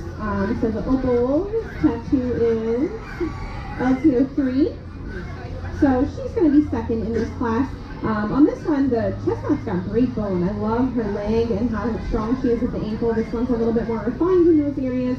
She's a little bit more narrow in that head. She's a little slipped in the placement of the crown and the carriage then of that ear. Lacks some of the depth of the crown that the first place animal carries. So she's just a little bit more fuzzy and soft in texture.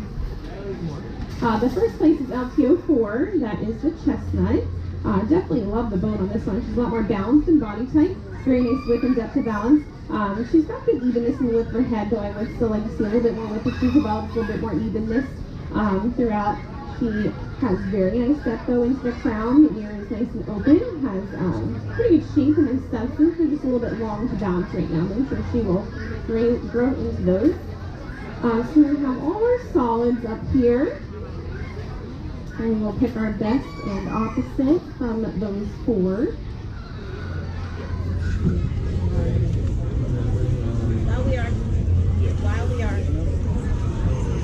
While we're finishing up our hollow locks, I'd like all of our sprouts that are in the barn, there should be 4 sprouts, to come on up and bring your rabbits. You'll be judged next.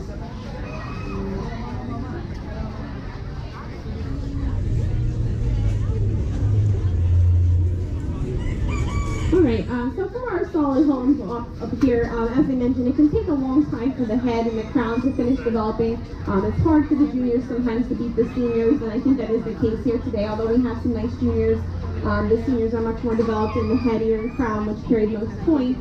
My solid senior buck is going to be best solid. He's got the best head, ear, and crown up here. And then the solid senior doe is going to be best opposite solid. Good job. Yep, senior buck is best. Senior buck best. You said opposite. Oh, sorry. No, I got it. We're good. Take one.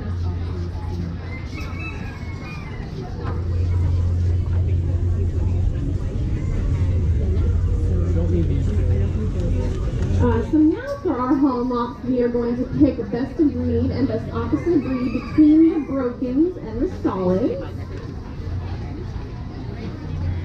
And it just so happens that both of our best broken and solid were both bucks. We talked about that. It's pretty typical. The bucks get a bigger head to them, which carries a lot of points on them.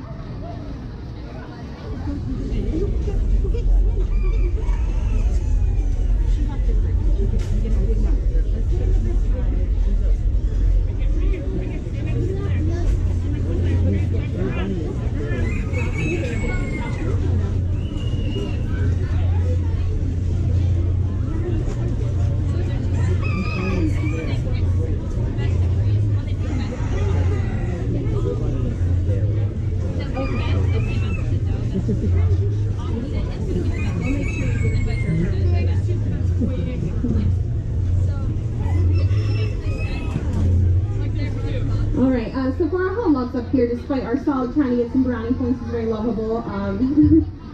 Both bucks are very nice. I do think that my broken buck's a little bit more balanced in body type though today. He's got a little bit of a more appropriate balance to the head and the ear as well. So my broken buck is going to be best of breed for the home locks today. Best opposite breed is also going to be the broken doe. I love her body type. Both those lack a little bit in the head and ear, but the body is very nice on the broken. So the pair of brokens are best of breed and best opposite today.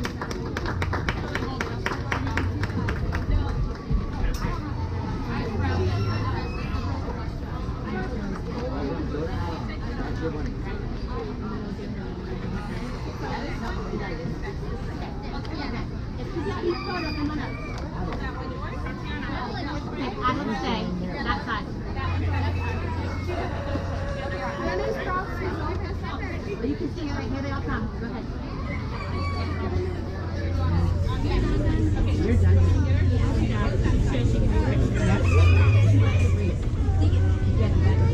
Yeah, she is. I'll call you.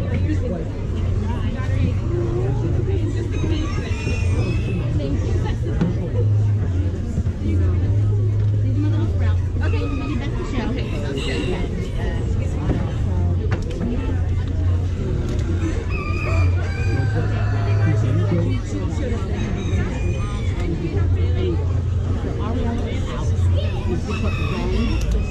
Yep.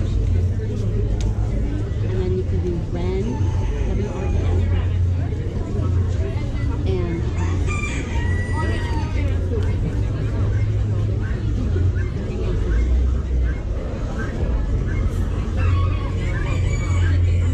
Do we have any other info that's just names?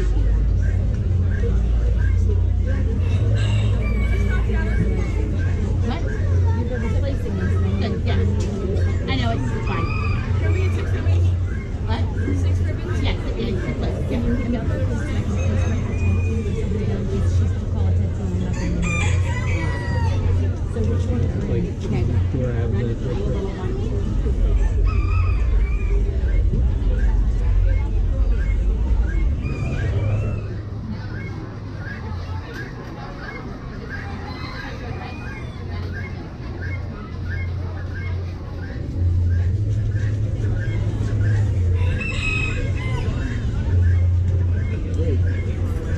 Alright, so again, now, So again, this is our Sprout class, which is our younger exhibitors, ages 5 to 7. They're not old enough to be exhibited in the barn and have the rabbits here all week.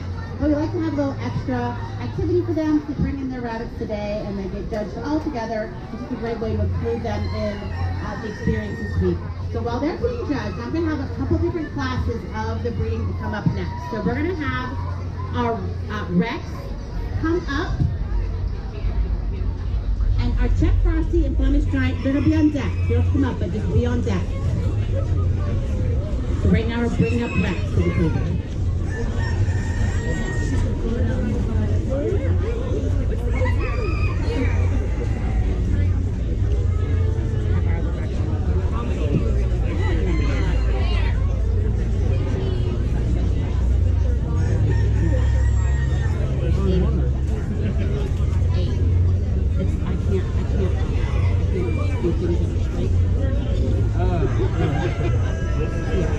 okay. That makes more sense.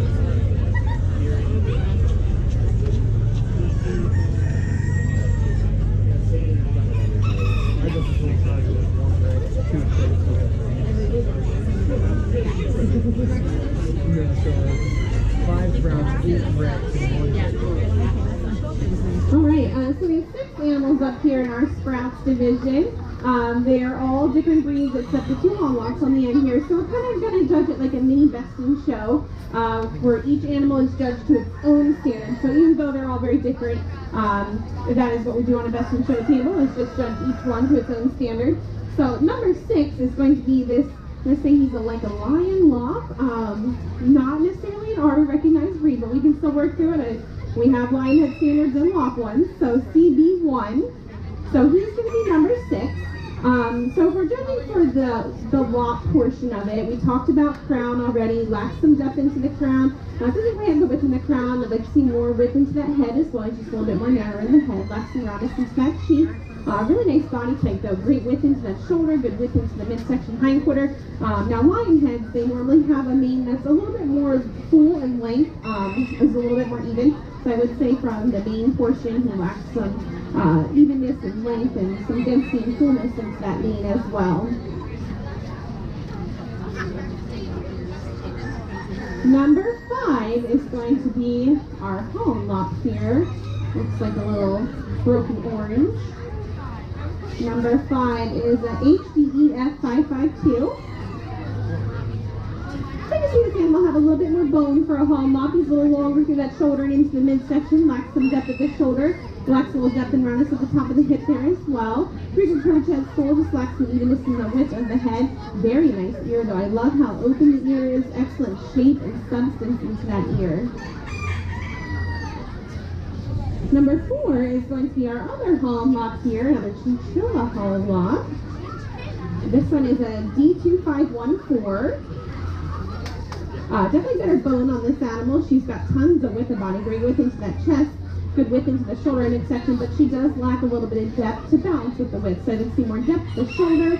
She's a little bit slipped in the crown and the placement of the ear. So we want the ear to be directly behind the eye. So when they're slipped in the crown and they hang the ear this way, not quite ideal.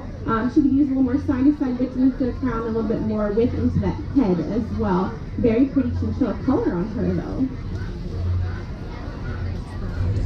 Number 3 is going can see our little Netherlands dwarf here. The tattoo is 10 or 1D. Okay, 1D is going to be third. So judging this as a Netherlands dwarf, nice short compact body type here. Good width throughout into that shoulder and midsection. Lacks a little bit of depth and roundness at the top of the hip. Good curvature of the skull, though great placement to that ear. And he holds the ear very well. We want these ears to be held together. Don't want to see any light between them, so the ear is really spot on. Can be a little bit more open in the ear, but it's a great length, very nice shape to that ear, good substance. He's just really out of coat condition today. Kind of spoils the evenness of that surface color as well. Second, we're going to come on down and say this is a Polish down here. And that is a BP5 or BPS. BPS. Okay. That's just a little bit of width of body throughout. Into that shoulder, could be a little bit wider in that midsection, but good depth over that hip. Pretty good curve to that skull. Nice length to the ear, just lacks a little bit of substance to the ear, shows a little bit of bowing into that ear. Gorgeous coat though. Very nice, density texture, great condition, and very nice color and pattern on this one. And then first place here, and I'm being impartial, this is the breed and the variety that I raise too, but my rabbits don't look this nice, I'm going to be really honest with you. SMG, I don't know where you got this bunny from, but I would love to see it at some more shows, the ARBA shows. It should go to more ARBA shows. Okay, well, it's beautiful. I love the depth of body. I love the top line. This is an excellent typed animal. I've raised this breed for 20 years, and my rabbits do not look this good. So congratulations to you. It does look like it's more of a junior animal, so we're kind of in between coats right now, but very nice shading, beautiful color, and that body type is excellent. So I hope to see you at some ARBA shows soon, because this bunny deserves to be shown some more. So congratulations on your... There you go. Good job.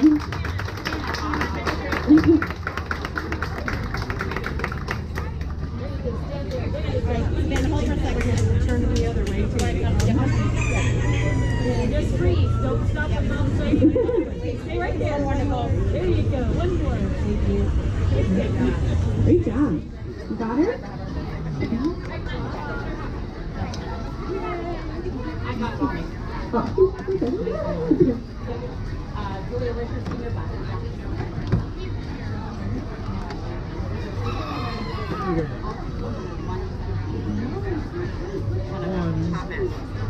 I did mess it up. We're on the black solid. What's after the black solid? What's after the black solid? What's after the black solid in the list? A doe? Yeah.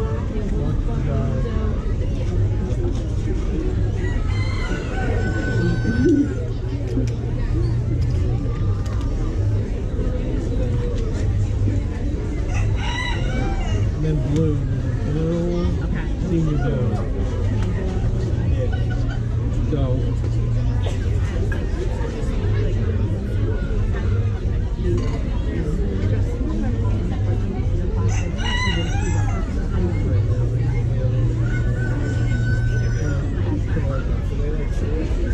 Go for it.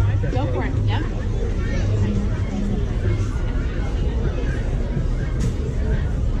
No.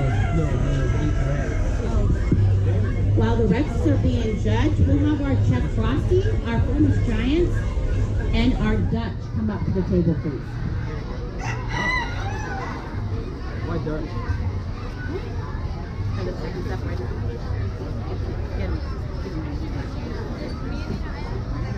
Huh? No, it's somebody else.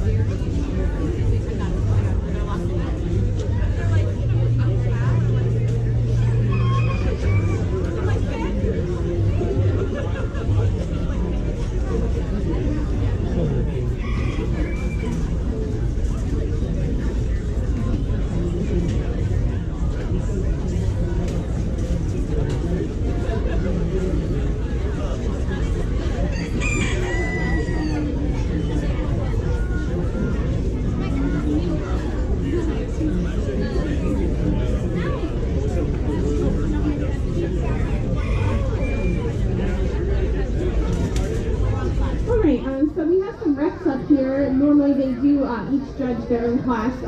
They're probably each in a different class because they're different varieties. But we're going to do the solid bucks and then the solid does and pitch them in a group there. But we'll judge each one individually. That's probably how they're answered. So our black senior buck here, JM1, we'll give him a first.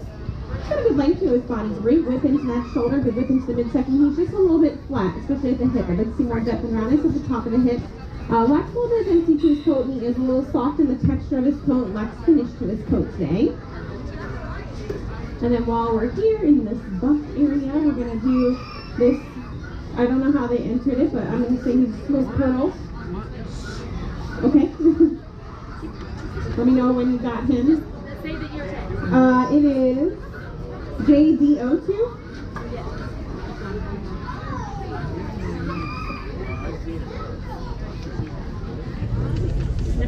Sorry. It's okay. I went a little out of order. That's alright. Well, there we go. We got it. All right. We got JD02. All right. So he's going to be first as well. He is a little bit longer through that shoulder. Kind of fit a couple fingers here behind his ear. So I'd like to shorten him up a little bit. The high point's a little bit further forward. It should be more in the center of the hip here, so he is a little flat at the top of the hip. He does have good density to his coat, but he's very soft in the texture of his coat. We want to feel more resiliency to this Rex coat, which he's lacking today. He does have very nice color and shading, though. All right, and then we're going to go through and do the does that are solids here. So we have a black doe. And her tattoo is JD07. I think? Okay. Really nice balance of body type on her. She's got a good length to her body. Very nice top line. She has good depth over the hips. She get a little fuller at the loin there and the lower hind quarter. She has better density and texture than what we had up here for our bucks. A lot of times these does do usually have a better coat. For some reason, whatever reason, they have a denser, more resilient coat on these Rex and the mini Rex ones. Just lacks a little bit of finish to her coat today. And then we have a blue doe, 831. We'll give her a first as well. She is a little bit long to that shoulder as well, a little bit more narrow to that shoulder. They see more width throughout. She has a pretty good depth, but she's very open in her coat too, as well. These little tufts of fur coming out everywhere. Very nice density to her. She's just a little soft in texture. And because she's slipping in the overall finish, it does spoil that surface color a little bit. Then we have one more solid doe down here. It looks like she's a sable. We're going to judge her with the other solids here quick. And her tattoo is JD01, I think? Yes. Okay. So she is going to be first as well. Beautiful Rex here. She's got a good length to her body. Very nice width into that shoulder, nice width into that midsection. Could be a little fuller in that lower hind quarter, but good depth of body. Absolutely beautiful color for this sable. She's got great shading, very nice surface color, very nice density and texture to her coat. Pretty good finish on her coat as well. So we're going to go ahead and do a best solid and a best opposite solid for these Rex. And our best solid is going to be this sable doe. She is beautiful. I love her coat. She's got a beautiful color. So the sable doe is going to be best of group. The black buck is going to be best opposite of group for the solid Rex. And then we have a couple brokens here as well.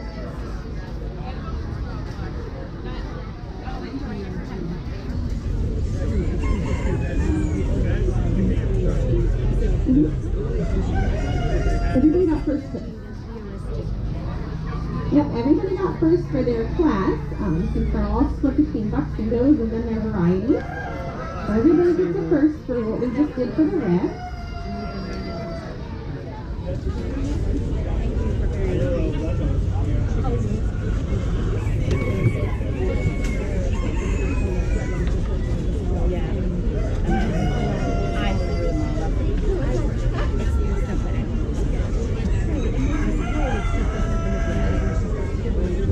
For the brokens, are there two senior bucks or is one of these a junior buck? There's 2 senior bucks and 1 senior doe. Sounds good.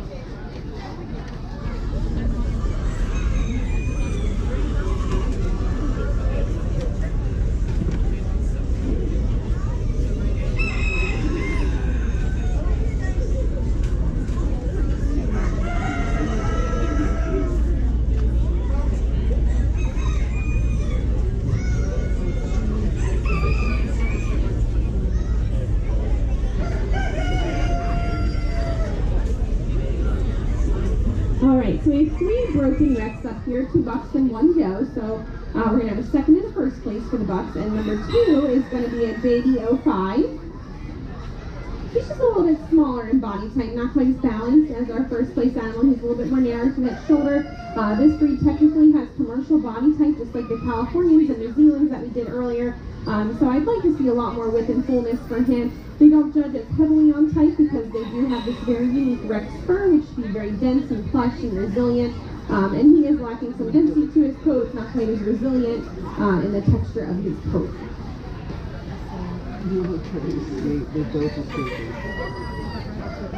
First, for our broken senior bucks then, is going to be a JD04.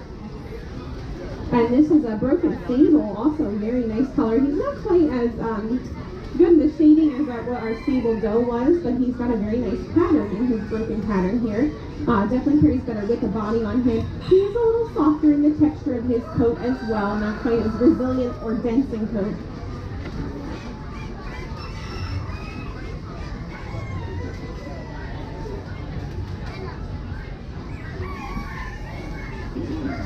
And then we have one broken senior doe here, and she's going to be first in her class.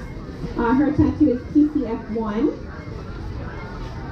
So she will be first for broken senior does. Beautiful depth of body on this doe. I do wish she had just a bit more width to balance, a little more width into that shoulder, a little more width into the midsection here, but she has beautiful depth of body for that commercial type. She's had good density to her coat, pretty good texture as well. She's just slipping in the overall finish of her coat. But she does have beautiful otter markings and factor to her, and where you can kind of see that orangey otter factor to her. Very pretty.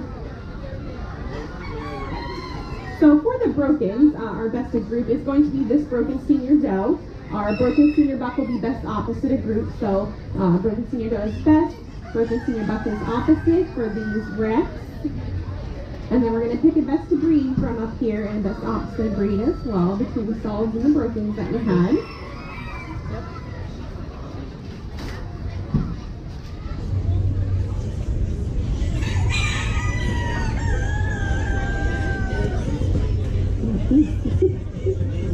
These two would make a great pair, but not kidding.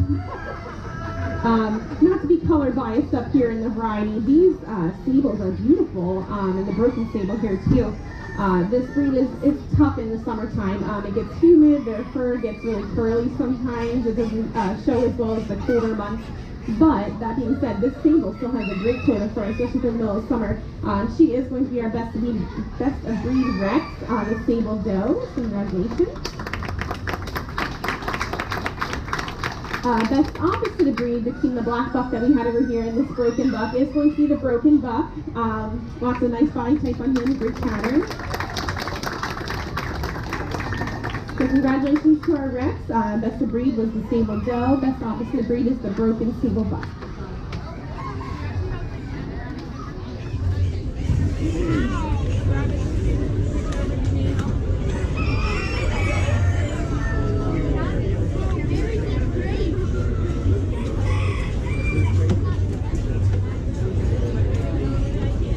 So we have one Czech Frosty here that I'm looking at right now. It's one of the newest breeds recognized by the ARBA, the American Rabbit Breeders Association.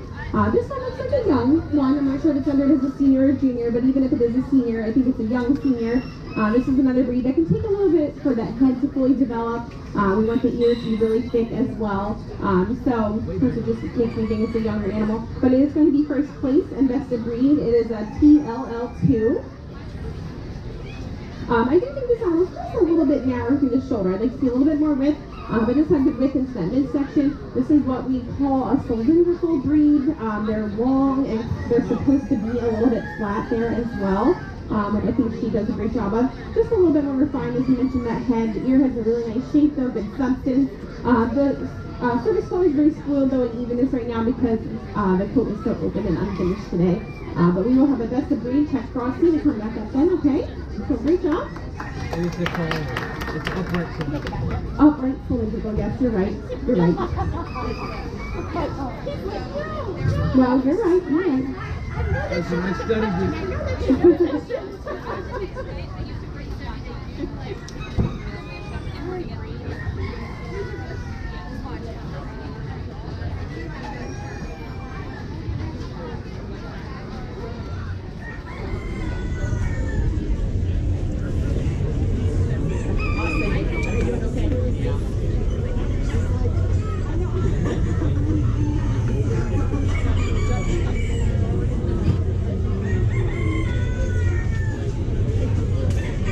couple blue Dutch up here. They come in lots of varieties, so it looks like we just have blue, that's okay. Looks like maybe 2 senior bucks and a senior doe. Okay. So the Dutch breed, very heavily judged on the markings here. We have a saddle marking across the back, should be right behind the shoulders. They have an undercut marking on their belly. They have a blaze, just like a horse would have. We want the cheeks to be nice and round on these guys. And then they have stops, which should be even and 1/3 the way through the foot. This guy's a little spicy, so we're gonna skip that. Look at it, he goes chomping at the bit to come show.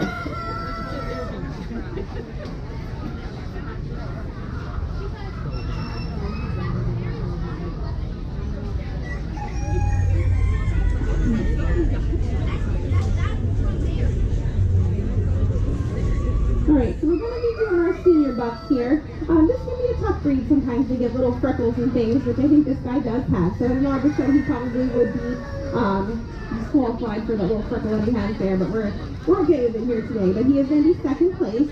His tattoo is a PWA. And he's got a beautiful depth of body. He's a little bit long through that shoulder though, a little bit weak through the shoulder. Good placement to the saddle, but we want the saddle to be really straight, so it could be a little bit straighter. He transitions well into the undercut on the belly though. He's got very nice evenness into the cheek markings, a nice even blaze. It's just a little bit blunt in the blaze, so it doesn't fully go through the ear. But again, nice roundness into the cheek markings. He's got nice length and evenness to his stops as well. And very nice blue colors. It's just open and unfinished in his coat today. And then this other guy, who's in first, J258P. I would just comment, it does look like he's missing a tooth. I think it was probably pretty recent, and it likely will grow back, but just keep an eye on it.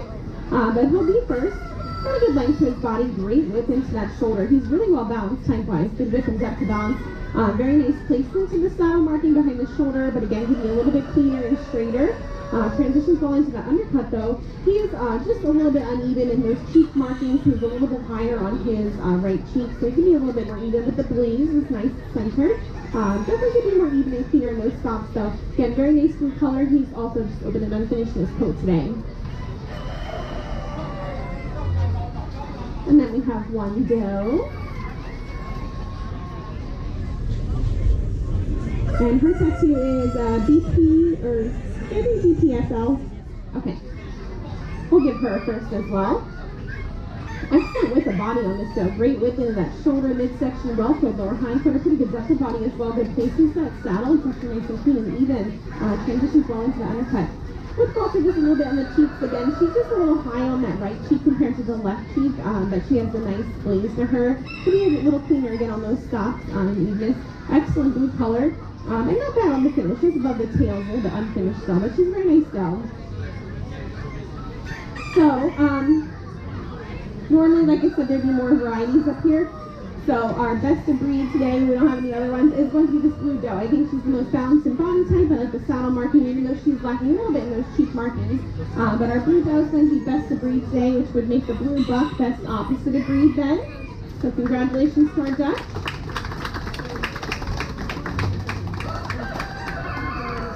Okay.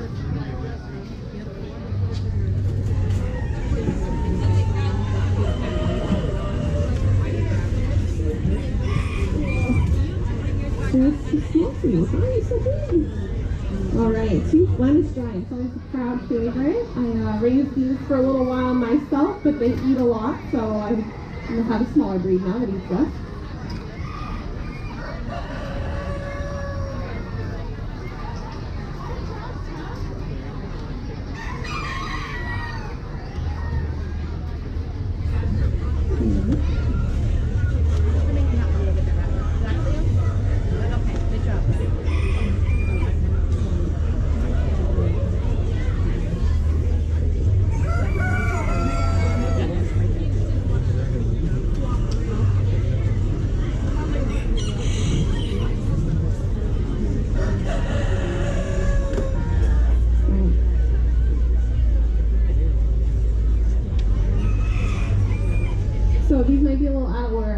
apologize. Is it a steel gray doe that you have entered here?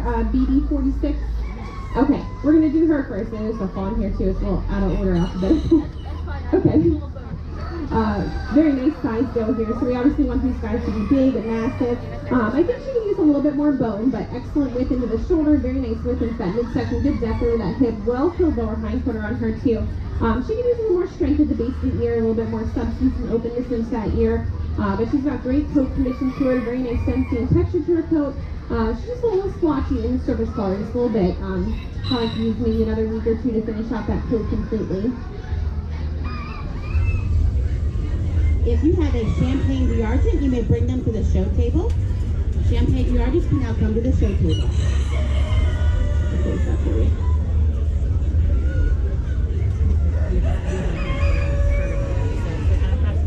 Can I borrow this again?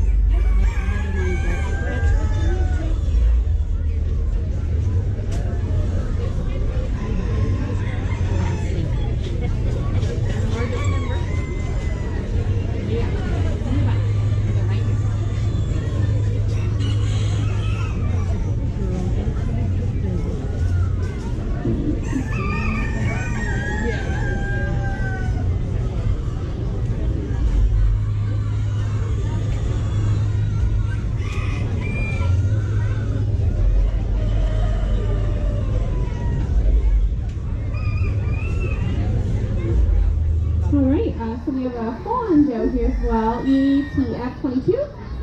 Okay, we'll give her a first as well for our class and for the fawns.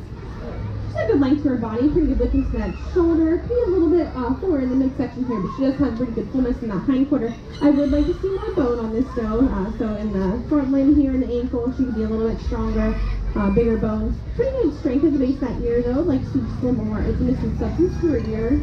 She is a little bit more open than indication of her coat today, but she does have a very nice clean fawn color to her.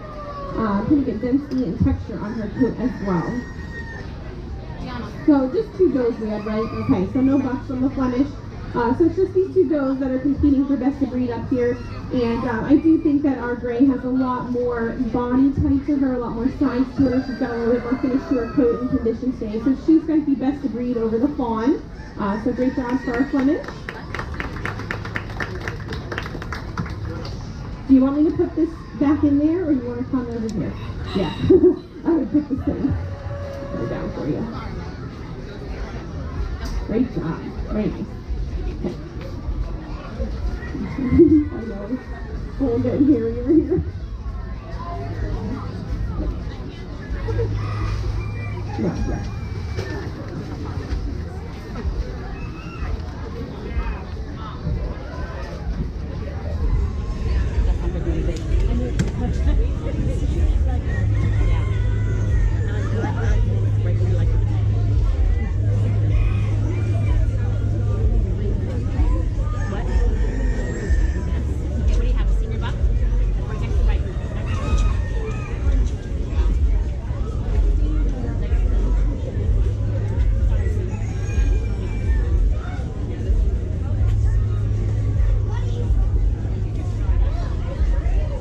Okay, so both of these in the same class, senior bucks? Okay.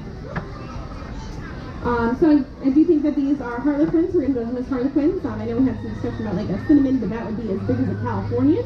And they do have markings that are similar to a Harlequin. So this one though, I would say doesn't quite have the markings that we would like to see in a Harlequin. So it's going to end up being second, and that one is, I think, FLM2? Yeah. ELM2? Okay. So this one's going to be second. So ideally in a Harlequin, we want them to have a split between the ears, the face, and the head. So we call them alterations. The one side of the face should be the fawn or orange color, depending on what they are. This one would be like a lilac fawn, is what I would say. So one side of the face should be lilac, one side should be fawn, and then the ears should alternate those two colors, and then the chest would be split and should alternate, and then they get what's called body banding, which would alternate between those blue or lilac and the fawn. So I do think it's missing some of those markings that we usually look to see in a Harlequin. The first case animal's a lot better in the markings. Body type wise, they are technically still commercial types, but they're a lot smaller than what like a Californian would be. So He's got good shoulders, pretty good width into that midsection, just lacks some overall depth of body. But these guys are judged so heavily on markings that the body type is not always the deciding factor for who wins. So first place and best of breed for our Harlequins is going to be an ELM1, sorry. So this one is much better for me. You can kind of see he favors one ear over the other as black and orange. This one's primarily black, this one's primarily orange. And then we would get to see more of a split in the face, but he does actually have the one side is more orange than the other, and it alternates between those ears. So I think he's doing a great job of alternating. We give this breed a lot of credit for what they do have, not so much for what they don't have, because they're kind of like a puzzle, so it's really hard to get those markings spot on, but I think that this guy is doing a good job of alternating between those ears, face, and chest markings. And he has some distinguished body banding and markings on him as well, so give him some credit there also. Not bad on the body type too. He's got a good length to his body, pretty good width and depth of balance. Not bad on his coat too. He's a little bit unfinished, but otherwise density and texture is nice. So he will be our best of breed Harlequin. Good job.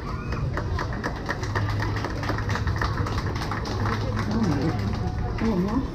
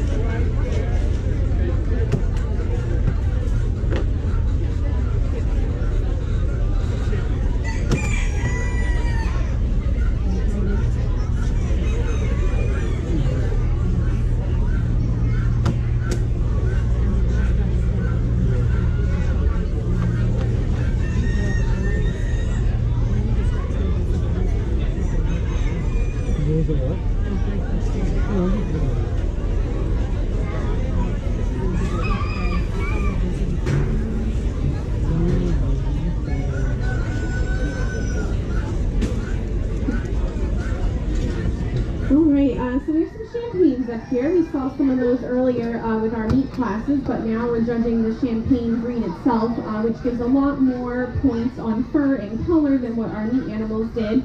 So we'll be talking about some of that. We have 2 senior bucks up here to start, and number 2 is going to be MZ174. So you can clearly see that this guy's surface color and coat is not what the other champagnes were up here. He's having that typical summer vibe to his coat. They get a little rusty sometimes. He's not finished molting completely. So it's definitely putting him in second because he has a nice body type. He would still have that commercial type. He's got a good shoulder to him. Maybe a little hole at that loin and midsection, but he has good depth and fullness.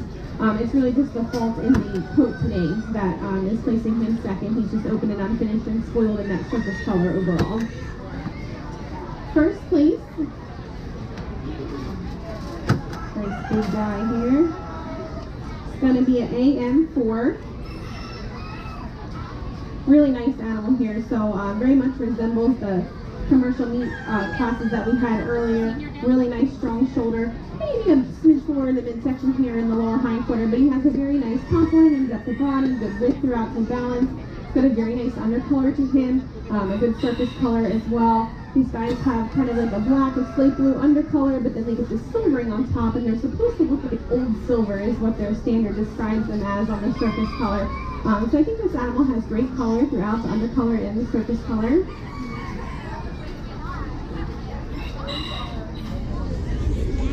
And then we have just one senior doe, so she's going to be first place for her class, and she is talkative. So she is an AN6. We're going to give her a first. Super wide doe. She's got great width into that shoulder and into the midsection. Pretty good depth over that hip as well to the lower hindquarter. She is a little looser in that flesh condition that we talked about earlier. It's not as many points when judging the breed. It's breed class versus the commercial classes we were doing earlier, but still worth commenting on. She does have a nice undercolor to her, very nice evenness of surface color. She has good density and texture, nice finish to her coat as well.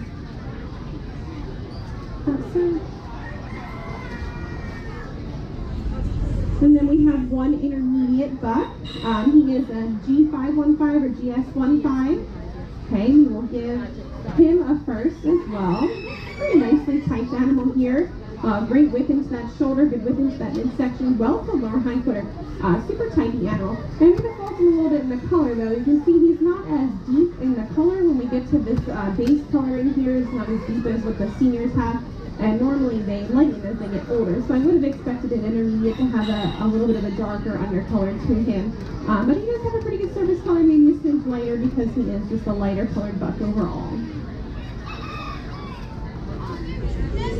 And then we have just one intermediate doe, so she's going to be first in her class too.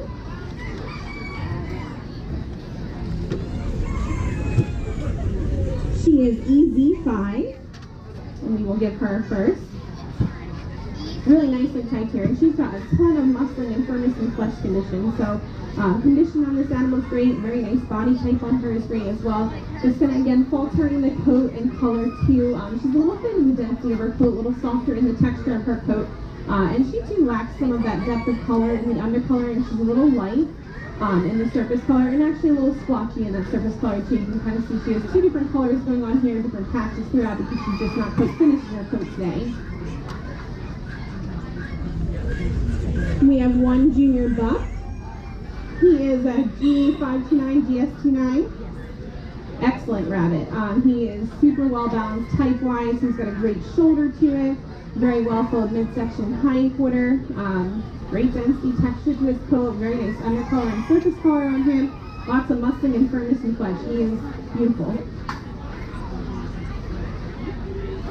And then last for our champagnes here, we have a junior doe.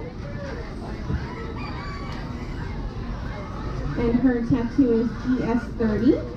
And we will give her first for her class as well. Very nice length to her body, great width into that shoulder. I do think that she peaks a little soon, so her high point's more in the center of her back. It should be over the center of her hips, so we'd like to move back a little bit because she is a little flat at the top of the hip here. But otherwise, she's got great undercolor on her. A little uneven in that surface color because she is open and unfinished in her coat still today. Just make me more. So we have all 6 classes of the champagne represented up here. And I'll look, there are 2 favorites, but they're the same gender, so that doesn't work that way. Can't pick a best of 2 of the same buck and a doe, so.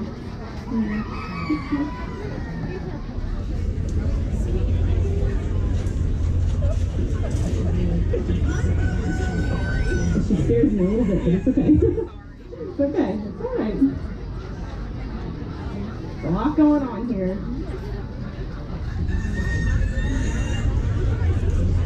Alright, very nice showing of champagnes up here, guys. I think I really did have one favorite once I had my hands on him, and that is going to be the Junior Buck. I love him so much. He's got great condition and body type and great color. He's going to be best of breed, excellent animal. Best opposite of breed is going to be our Senior Doe, even though she's a little talkative and spicy, but I like her a lot still too. So best opposite, yeah. Oh, no. So our Junior Buck is best, our Senior Doe is best opposite. Great job, guys.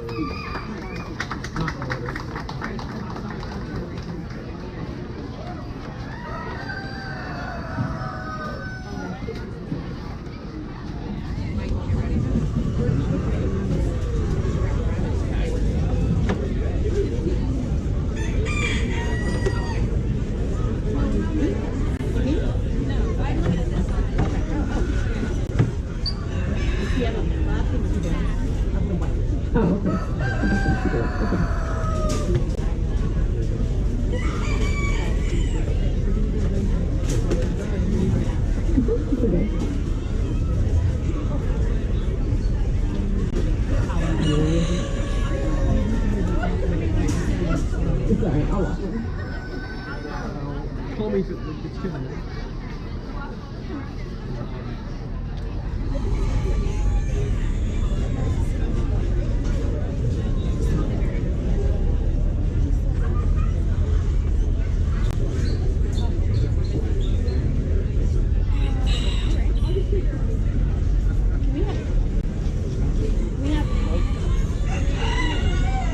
We have all of the broken mini Rexes to the table, please. Broken mini Rex to the table, please.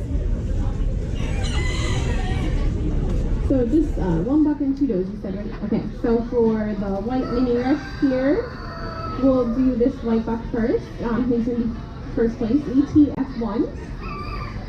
So he's first for the white Senior Buck. So a little bit weaker next shoulder. This is a nice midsection, though, pretty well filled lower hind quarter on him. Just lacks a little bit of density to his coat, and he is a little soft in texture. He lacks some of that resiliency. And he's a little open and unfinished in his coat today. And then we have 2 Senior Does. Number 2 is going to be ETE6 or ETF6. Okay. So I do think this doe would have placed better had she had a better coat today, but the Mini Rex does very heavily on the coat. But she has a nice body type. She's short and compact. She has good width and depth of bounce. But the coat is very off today. She's kind of feels like a cotton ball almost. She's got a lot of molting going on here where she's not finished in her coat. But it's very hard for Mini Rex and Rex to have a finished coat this time of year. So first is going to be ETF2. This one has a beautiful body type. She's got a great length to her body. Really appreciate the width and the depth that she carries. I wouldn't say she has a coarse texture. I think she just maybe got a little dirty and then it dried that way. But areas where she's not seen like that, she's got a better texture, pretty good density on her as well. So then if we're going with solids and then brokens, we have an otter up here too. Yeah. Over there also. Perfect, and it's forward on the end.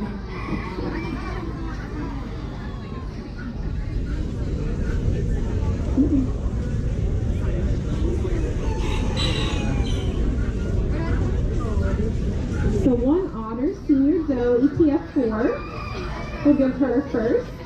She's also nice and type. Good length to her body, really nice width into that shoulder. It's a little hollow at that midsection, but has wall fill, lower hind quarter, pretty good depth of body on her. She's also soft in texture, lacks no density to her coat, and she's very open and unfinished in her coat. I'd like to see more otter factor to her as well into her markings, and she is a little bit spoiled in overall surface color. She's a little bit sunburnt looking. And then, is this it for the solids then? The last one is this tort.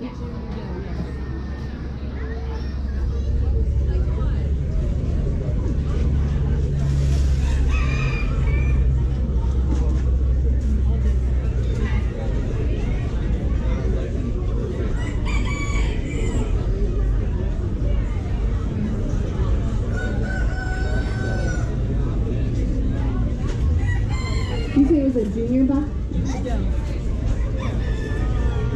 So it's listed on here as the Did I? buck? That's a black. Definitely a buck. Sorry, I might have not just Okay, changing I'm it. seeing Joe everywhere. Sorry, Okay, fine.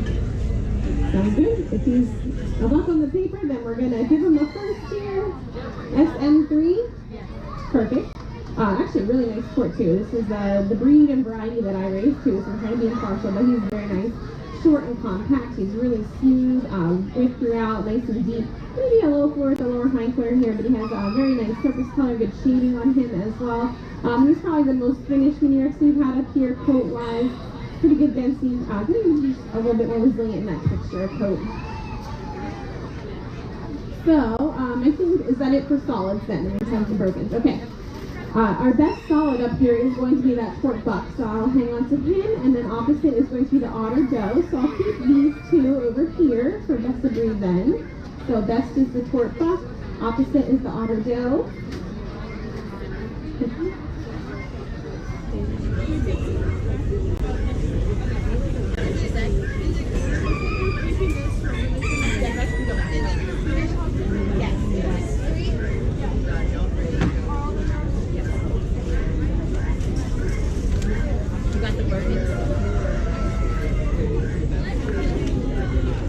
Sorry, love.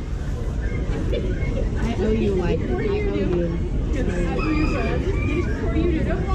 No, no, I should write it there. You should have it. Yeah.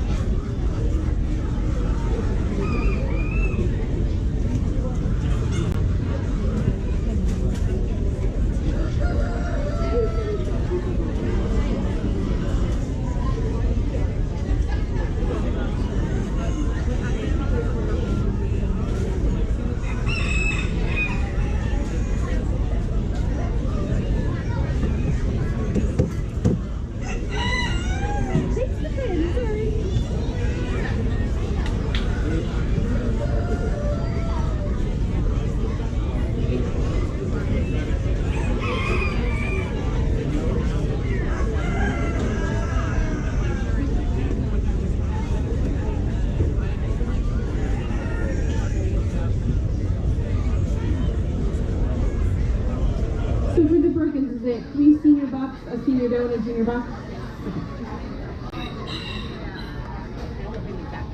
Sounds good. Okay, so we're going to start with Broken senior bucks here. This is a little interesting. I think he's going to show better, but I'm going to fault him for the colored spot. He has his broken black pattern here. I don't know if whoever's it is, if anyone's ever pointed it out before. So he has this like orange spot here. Isn't supposed to have that. So that's why he's going to be third. Otherwise, I think he's a really nice animal. He is SM1. Yeah, I don't know if he's out of your tort programs. If he is, that's probably a tort spot in his broken black pattern, which ideally he shouldn't have, but he's a nice type rabbit. So you can still keep him for your breeding program. He's really short and compact, super smooth from that shoulder into the midsection, really well balanced type-wise. Just shouldn't have that colored spot in his black pattern there. He is a little thinner in the density and a little bit coarser in the texture of his coat, just in some areas. He just has a couple spots that have some retreating guard hairs that give it just a bit of a coarseness to it. Number 2, is going to be a Comet. This is also nicely typed, really short and compact, really appreciates the balance of body type on him. Great width and depth to balance. He's got a nice buck head to him, really nice shading on him as well. My first place animal just has a little bit of a better density and texture to his coat today, but two really nice rabbits here in first and second for our Mini Rex Broken Senior Bucks. First place then, reminds me a lot of that Sprout rabbit I had earlier, SM4. A really nice tidy rabbit. Great depth of body, really nice width into that shoulder midsection to balance with all the depth that he carries. He is a little low in the year. He looks like he might be a little bit of a younger animal too, so hopefully he doesn't keep growing too much. He might be a little overweight for a senior buck, but for now, he's great, nicely balanced. He is a little soft in the texture of his coat, but nice density. I love the nice bright clean orange of his torp, and he can use just a touch more shading to him. And then we have one senior doe here. Her tattoo is SM5. We'll give her first as well. Also beautifully typed. She's got a great length to her body, excellent width into that shoulder, well-filled midsection, hindquarter, beautiful depth and high point over the center of the hip there. This doe actually does have a bit of a better shading to her than our buck did there. Really nice density to her coat. Just again, a little soft in the texture of her coat, and still being just a little bit in the finish of her. And then we have one junior buck, SM2. We will give him a first as well. Very nice length to his body, good width into that shoulder. He does speak a little soon, so he's a little flat at the top of the hip, but pretty well filled little hind quarter on him. He does have very nice density and texture. He's just slipping again in the overall finish of his coat as well, but he does have a nice pattern of color on him. Okay. Not yet, but 1 second. So for our brokens up here, we have the 2 bucks and 1 doe, and I do think that the doe has the overall best balance of body type, color, and fur. So our doe is going to be the best broken, and then the senior buck is going to be best opposite broken. So you can take your broken black junior buck there back. I'll keep this one.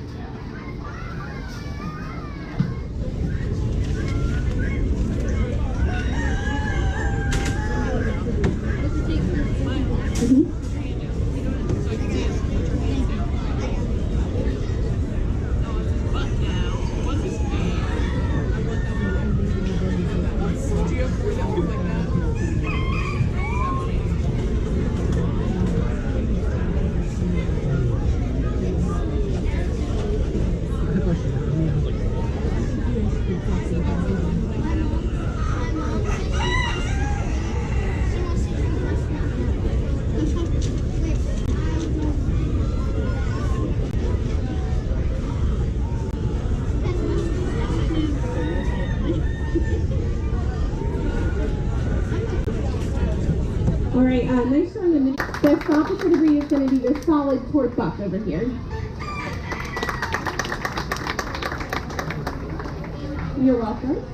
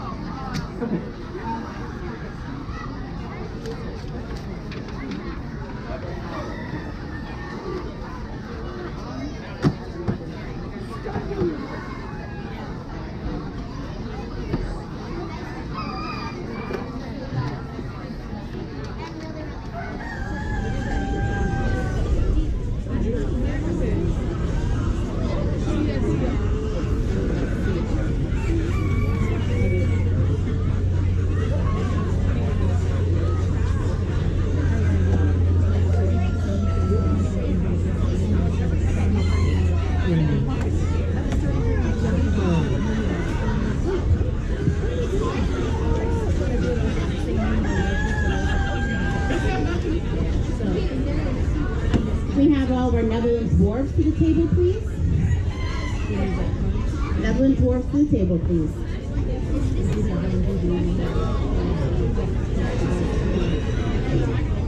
Okay, so here's some Angoras up here. One senior buck to start. He's a D154A, I think? Okay, so we'll go ahead and give him first. There's actually a couple different Angora breeds. I'm going to judge these as if they were English Angoras because they do have a lot of head furnishings, tassels, and fringes. So each of the Angora breeds has a little bit of a different texture to their coat, but I think that these are more similar to an English Angora, which is supposed to be a little bit softer and silkier in texture, which I do think that he's got a good texture to his coat. I would fault him a little bit on the density of coat, or at least the evenness of the density of his coat.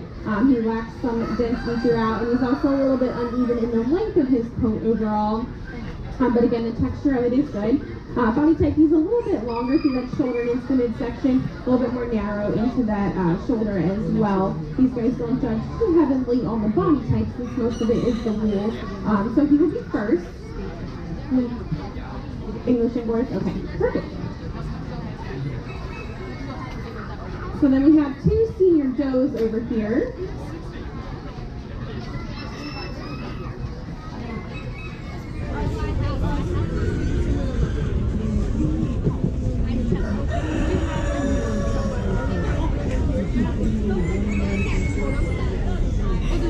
Number 2 is going to be a H2 something with a 4 on the end. 11244. 11244. Okay, that looks good. So that one's going to be second. Although I do give this dog a little bit more credit for the length of her coat. I like the length a little bit more. The texture and density is a little bit better on the first place animal. This one has good density in some areas, but is a little bit uneven in the density. The texture is a little bit coarser, and it's not as silky as what the first place animal is. She also lacks just a little bit of head furnishing and fringes compared to the first place animal. Not bad on the body type though. Good length to her body, pretty good width and depth to balance on her. So first place will be the LB1-27 or 2 in the end. Okay. I do like the body type on this still, but that's so far. She's got a good length to her body, good width and depth to balance. And as I mentioned, I like the texture on this coat better. It's a little bit more of that softer, silkier. However, she is a little bit more uneven in the length, especially across the top of the back here. And she could still use more density to her coat. Very nice tassels, fringes, and head furnishings on her. And then we have one junior buck here as well.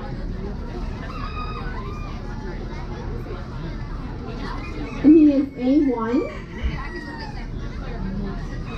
We'll give him a first. He is a little bit longer and more narrow in body type. Again, these guys don't give a ton of points on body, but do just want to comment, they're still a compact breed, so he's a little bit shorter, a little bit more balanced in the width and the depth. It's easier to see his type because he is missing quite a bit to that coat. I'm sure he's in the middle of molting out for summer, but I would definitely like to see more length to the coat. Ideally, anywhere between like 3.5 to 5.5 inches is what we want to see on these guys. And it should be even all the way around. He is a little bit more uneven in the density too because he is molting and maybe being groomed out as he molts as well. Junior animals are often tend to be a little cottony in the texture too. They miss that silky kind of texture. So I think that he is suffering a little bit from that more feels like a cotton ball. However, up on his head area and shoulders, the texture of his coat's a lot better. It's got pretty good density up like midway shoulder forward. Nice head furnishings and tassels and fringes on him as well. So that is it for our English Angoras that we have up here. Really hard breed to do in the summertime. It's hard to get them finished. We have to do a lot of grooming on these guys. So kudos to their owners for doing that.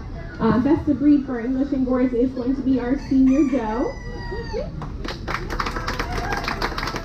And best opposite is going to be our senior buck up here.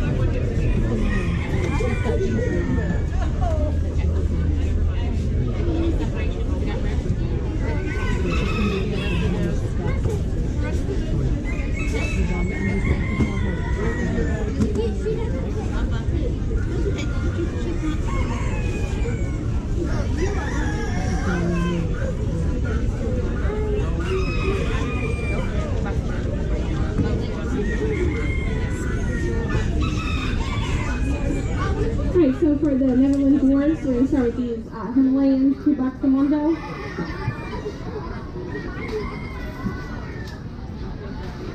All right, second for our senior buck here. Is it just a S5? S1. Okay. So he's in a second. Kind of reminds me of a younger Netherlands Dwarf buck if he's a senior. He's not quite as round in the head, so on these Netherlands Dwarfs, we want them to be round in all directions. So when we look at them from the front, they should be round. When we look at them from either side, they should be round. And he's just lacking out a little bit. He doesn't quite have the roundness in the front of the head or the fullness in that cheek to make him quite as round. I'd like to see a little bit more depth at the shoulder. He does have pretty good depth and roundness to the hindquarter, lacks a little bit of width into that chest and into the shoulder. Pretty good placement to that ear though. The ear has pretty good shape. Could be a little rounded in the tip a little bit more. Lacks a little bit of substance as well, but very nice point color on him and excellent coat condition. So first here is going to be ACT1, okay. Nice tighty buck here. Definitely has much better depth at the shoulder, good depth and roundness at the hindquarter. Nice and round in this cheek. Could be a little bit more rounded when we're looking at it from the front. Could be a little more even in the width of the head. But good placement that ear. Just a little bowed in the carriage of the ear. You can kind of see that light through a little bit. And I think he could use a little bit more openness and substance to his ear. You just get a little bit of a fold into that ear. But again, really nice point color and nice coat on him also. Our senior doe has a lot to say. She is S2 or Z. Okay. We will give her first as well. She's got tons of width of body. I'd like to see her carry a little more depth, especially at that shoulder, to balance with all the width that she carries. She's also a little bit more narrow in that head. I'd like to see her have more roundness in the front, a little bit more roundness and fullness into that cheek. She's also very closed and pointed in that ear, but very nice point color on her too. Very nice coat on her as well. So for the Hinnies, we're going to do groups on these two. They would be in an AOV group together. So the best Hinnie or AOV is going to be the senior buck. Best opposite is going to be the senior doe. So if you want to take the other buck back, you can. Okay.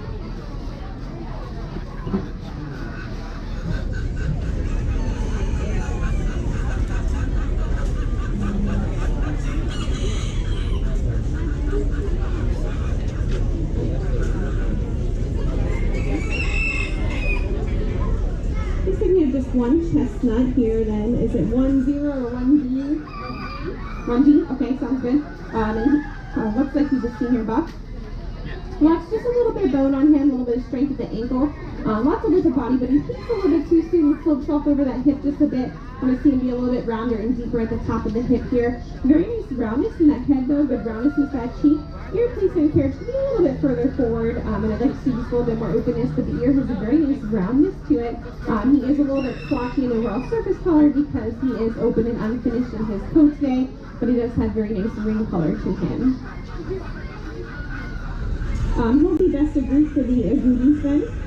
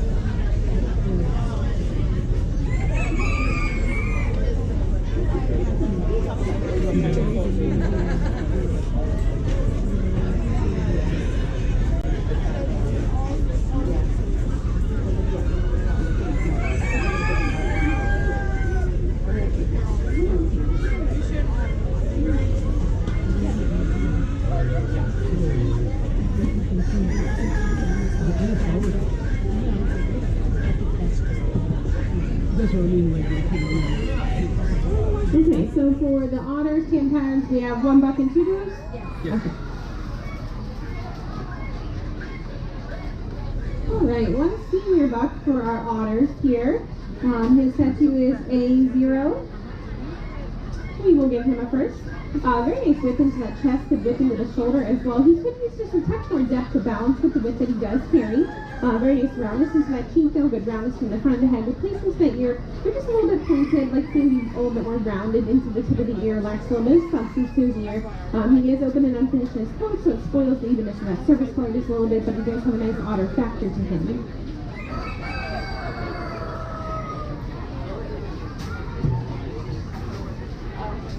Then our senior dose number 2 is going to be V. Just a little bit flatter in body type. She's got tons of width of body. I just want to see her carry a little bit more depth to balance with the width, especially over the hip here. She'd be a little bit deeper. She kind of slopes off a little. She is a little long in that ear, very pointed in that ear. I want to kind of shorten them, make them a little bit more rounded, and she lacks some substance to her ear. Not quite as rounded the head as the first place animal either, but again, she has a very nice otter factor to her here. Just a little splotchy and uneven in the surface color because she's open and unfinished in her coat today. So first place is going to be D.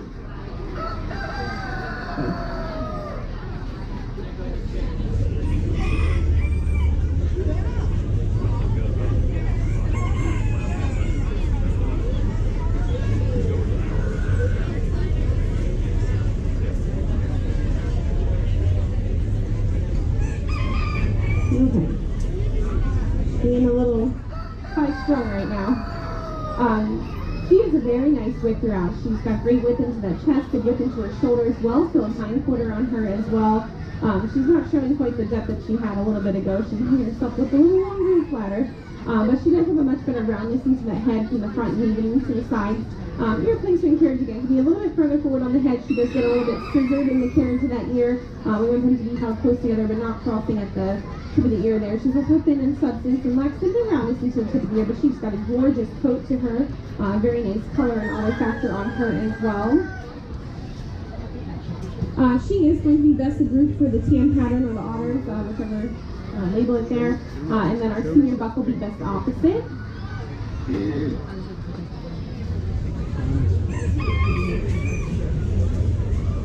So for our nibbling horse up here, we have our Himalayans, our AOV category, our Agouti buck, and then we have our tan patterns up here. They'll all compete for best of breed. I don't need to get them out and look at them again because I have one that was my favorite from the very beginning, and that is going to be the Himalayan or AOV buck. He is going to be best of breed.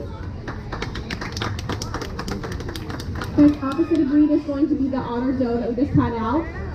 The senior doe that we had. Yep, D is in the second one. So great job to our dwarfs. I'll see that hanging back up soon. Okay. Okay, sounds good.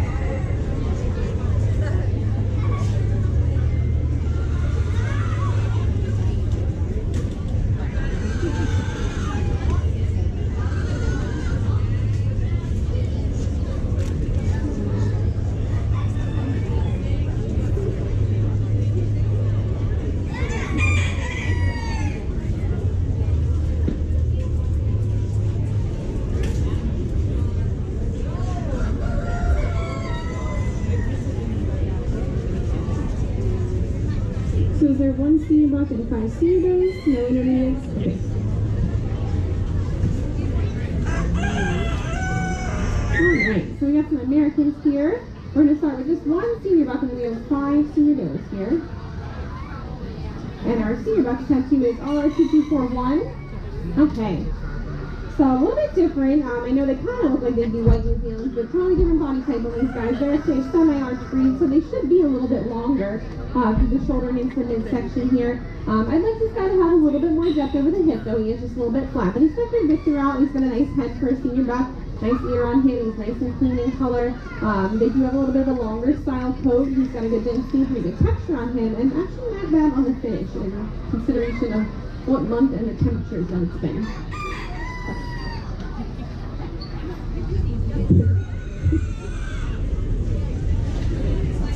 All right. I know, girl.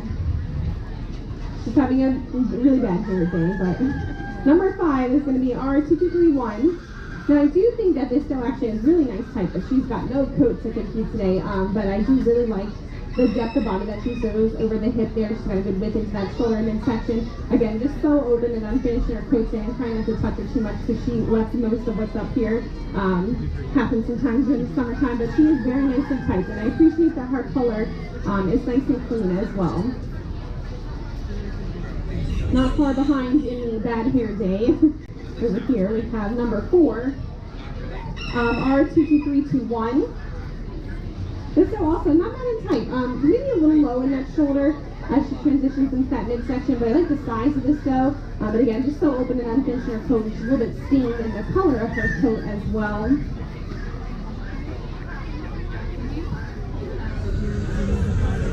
Again.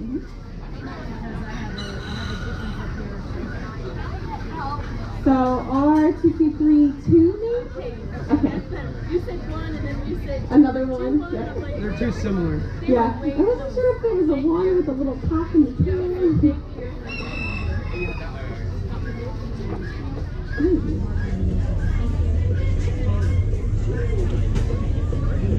Alright, number 3 is going to be a FHA6. Okay, this doe, I will say, she is a little smaller. That's why I thought maybe there was some intermediates up here. She's a little small for a senior doe, but she's balanced in body type, maybe a little narrow throughout. She could use a touch more width into that shoulder and midsection, but she's got nice depth over the hip. Black fullness in that lower hindquarter. Again, to be a little bit cleaner in the overall surface color, and she's also open and unfinished, not as bad as 4 and 5 were in the coat, but definitely needs some more finish into that coat. Number 2, which she was a little cleaner because I do like this doe a lot. She is FHA7. Really nice body type on this doe. Probably the best typed animal that's up here. She has a very nice semi-arch type to her. Can use a smidge more width to balance with the depth that she carries over that hip, but I am going to falter in the color in the coat. It's definitely very stained, and overall coloring with it to be nice bright white. And she's still a little bit open and unfinished in her coat as well. And our escape artist up here.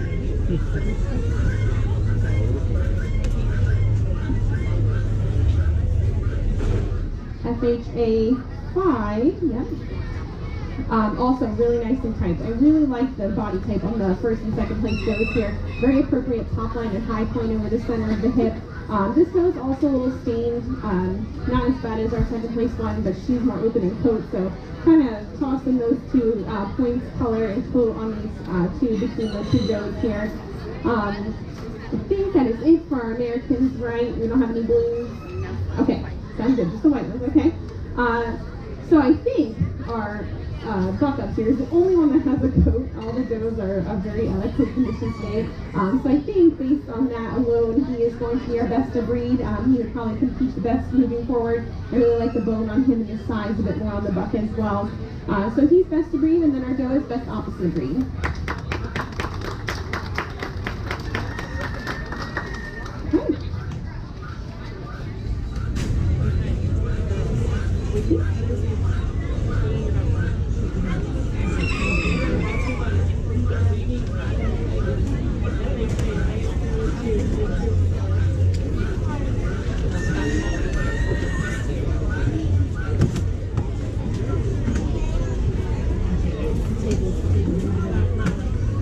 The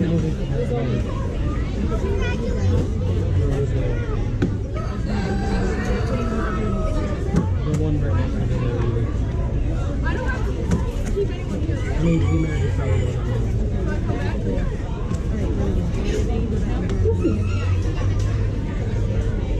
Are the Polish, the black spoke senior does?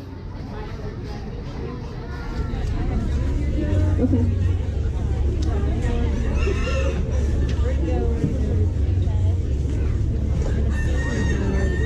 One senior doe, one junior doe.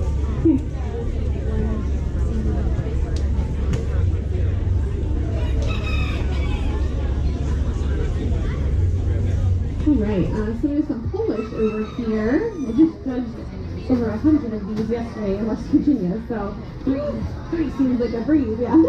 So we're gonna start with our black senior doe here for our Polish. Her tattoo is SDV? SD? Okay, W. Missing a little half of the W there.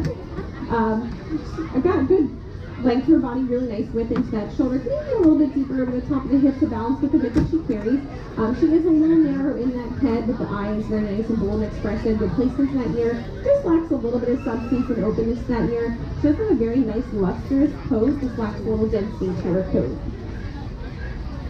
So that was our senior doe, I assume. And then our junior doe is a BPE. Alright. We'll give her first as well. She's a little bit long in body type for you. A little long through that shoulder and the midsection or high points more in the center of the back. It should be over the center of the hip. So I'd like to move that back a little bit. I do like the head on this doe a little bit more than the senior doe though. She has good width into that head. The eye can be a little bit more open and expressive though, and she is also very folded in that ear, lacks some openness and roundness into her ear as well. Again, really nice lustrous coat on her, but also a little thinner in the density of her coat, a little uneven in the length of her coat as well. The senior doe is going to be the best black, and then we have a broken here as well.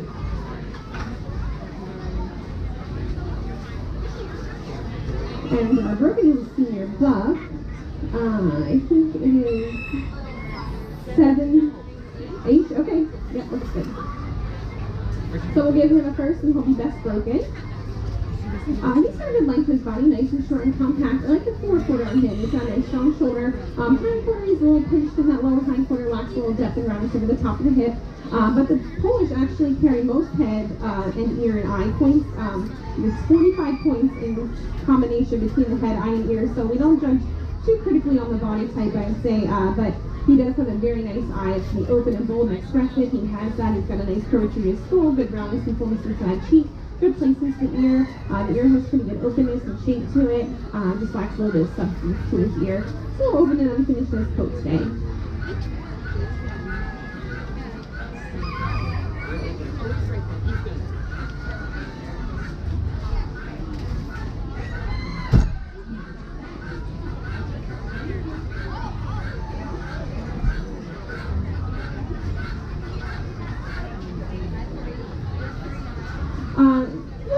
About both the Polish here. I do think that the black doe has better body type and coat on her.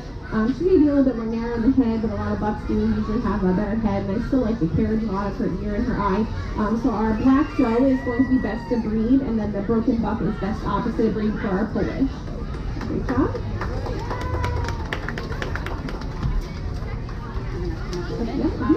When the Polish are, I'll give them the both out. Take it back.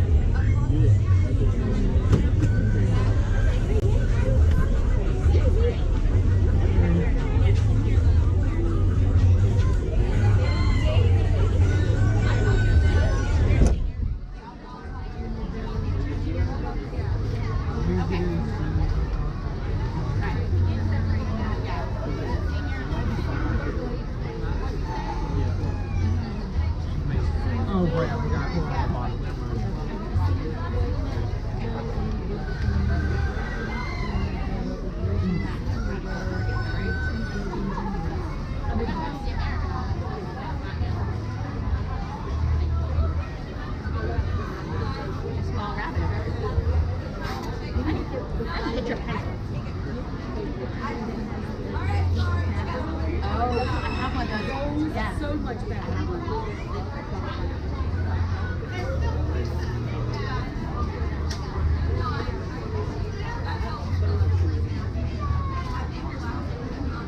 You want to walk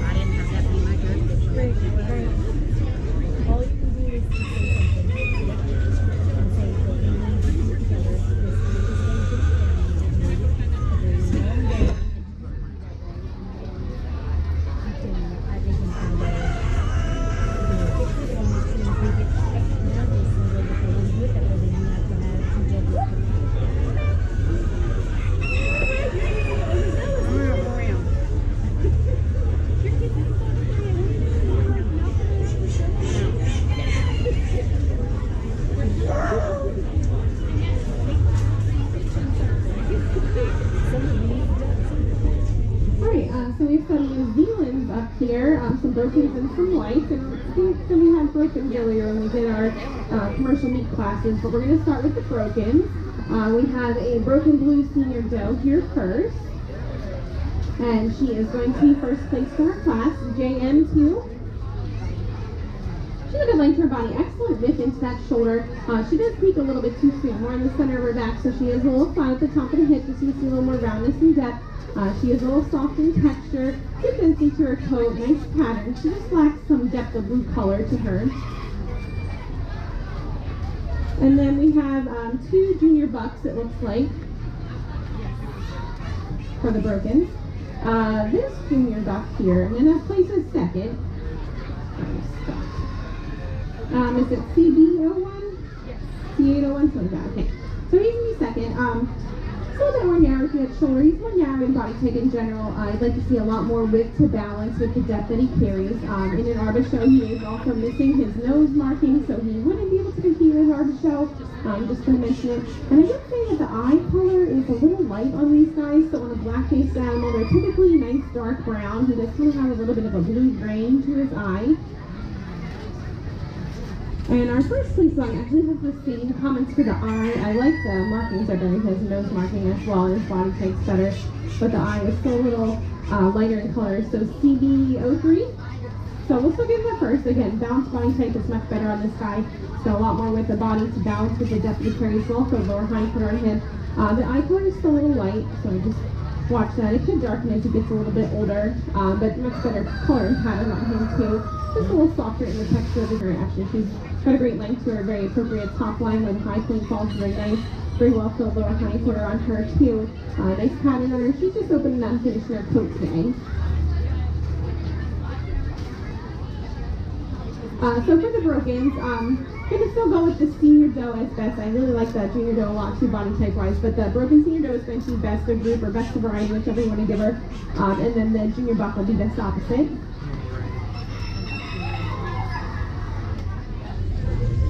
And then we have two whites up here as well.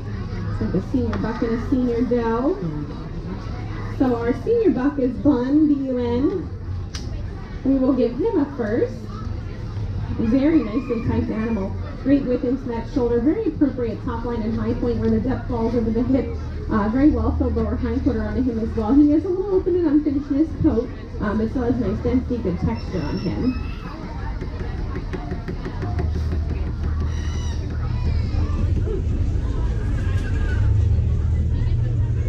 And then our senior doe here, Sun,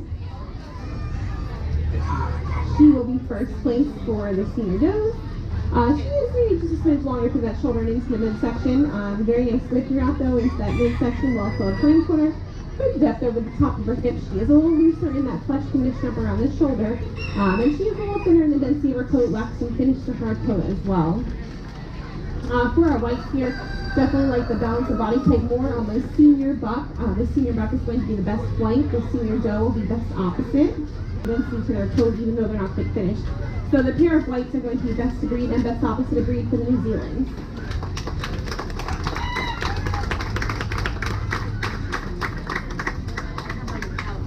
One at a time. Mm-hmm.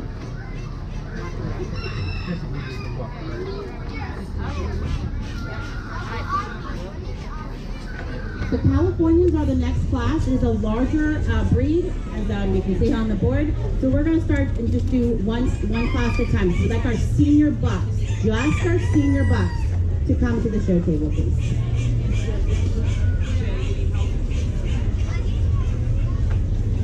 Hold on. And let's shake it as easy on that. Oh, that'd be mean.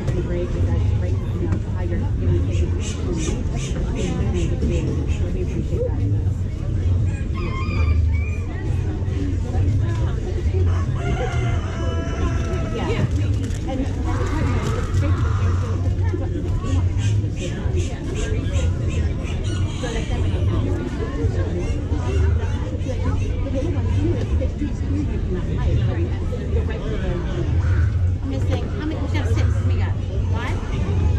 I got 5 up there.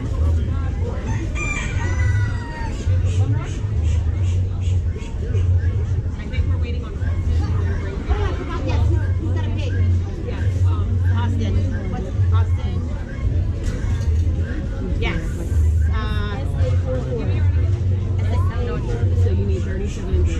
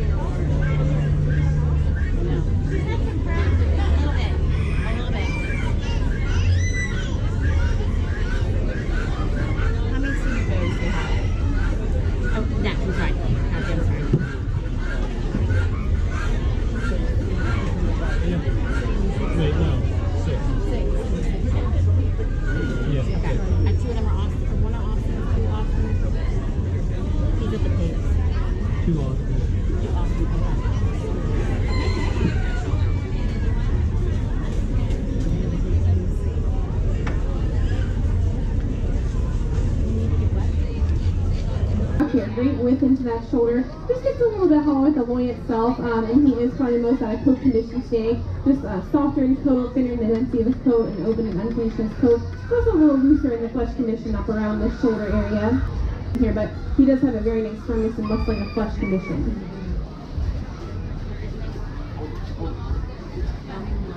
Third is going to be JS37.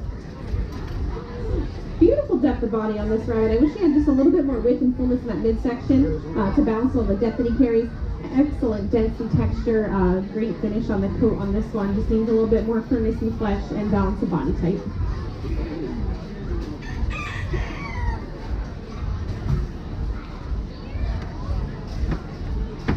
Number 2 is going to be a JS36. Other one I wish had just a little bit more to the actual loin itself here. It tends to narrow out into that loin and midsection that I'm lacking. But again, really nice coat, good density texture, just slipping in the overall finish of coat, excellent firmness and flesh condition.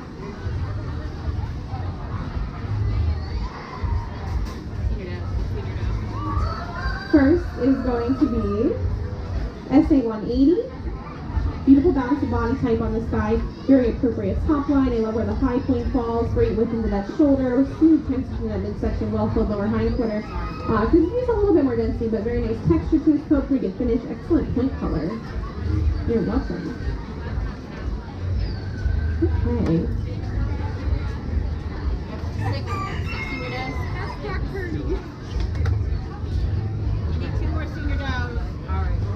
Did you get Austin? I got Austin.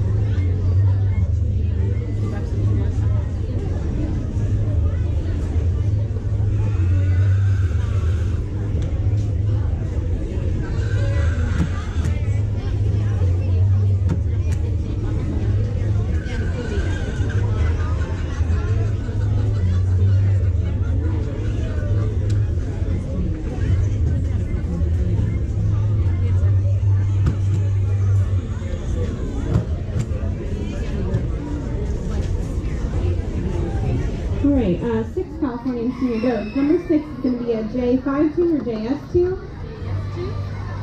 Good width into that shoulder, just really hollow at that loin and midsection, lacks a little bit of depth and roundness over the top of the hip, and she's probably the most open and unfinished in her coat up here today. She's also a little bit out of condition, flesh-wise, and even the color of her coat, she just has a little bit of staining to her. Number 5 is going to be ALCO3. Much better width on this though, good width into that shoulder. Again, though, still hollows out a little bit. The loin itself could use a little more width and depth to it. She's also very open and unfinished in her coat staying, loose and fresh condition, and a little steam in that color as well.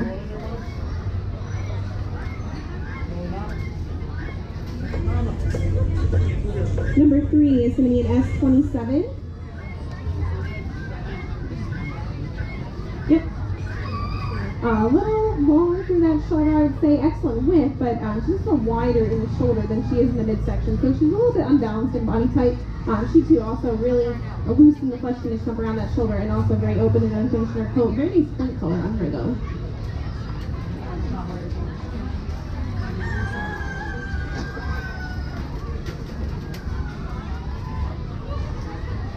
Third, it's going to be an SA189.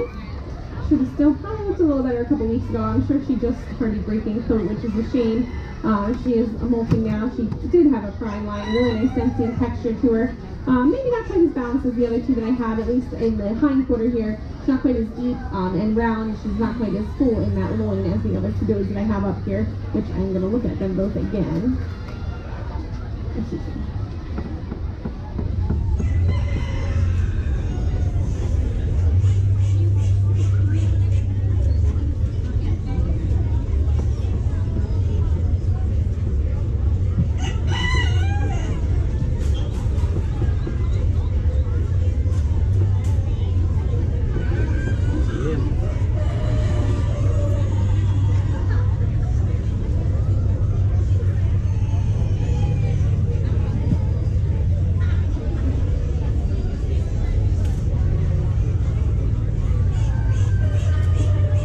Pretty does here. My number 2 is going to be SA187. Again, two gorgeous does. She's got a great width into that shoulder. She's going to be a smidge flat. I'd like to see just a little bit more depth over the top of the hip compared to the first place animal. She is low, softer, and flesh condition. That's my main factor for her. My first place animal is super firm, they're well fleshed. She's a little softer, but really nice coat on her. She doesn't want to be burnt too. Really nice density texture and probably a little bit better finish on her, but my first place animal is just really well balanced type-wise, and I love the muscle and firmness and flesh. She is GR3. Beautiful top line on this doe. Very appropriate high point. She's deep and round, and the loin is just so well filled. Beautiful width and depth into that loin. She's got a lot of muscling and firmness and flesh. Could just use a little bit more finish to her coat. I'm going to put her over here with my buck.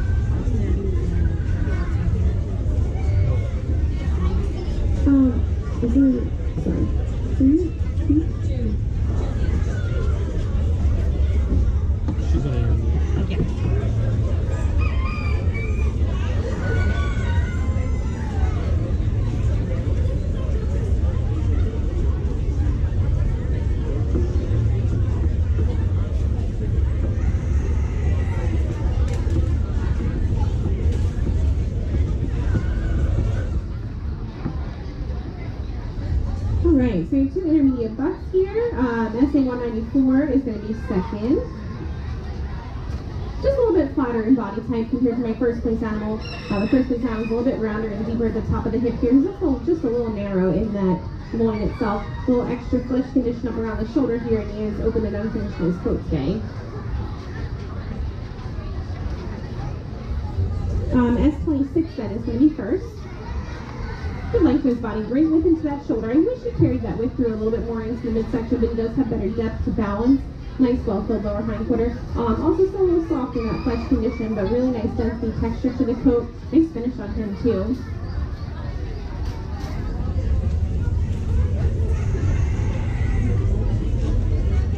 And we also have 2 intermediate does. Lots of width of body on this doe. Great width into that shoulder.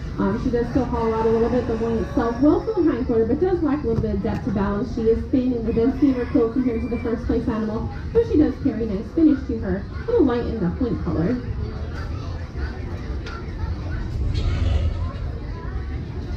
First is SA 190. Doe is doesn't like to sit still, but that probably helps her with how nice and firm and muscly she is. She exercises. Yes, she does. Yeah, really nicely tight doe here. Great length to her body. Love how wide and full she is through that shoulder into midsection. Lots of muscling and firmness and flesh on her too. So it is a touch more density to her coat, but very nice texture on her. A good finish on her as well.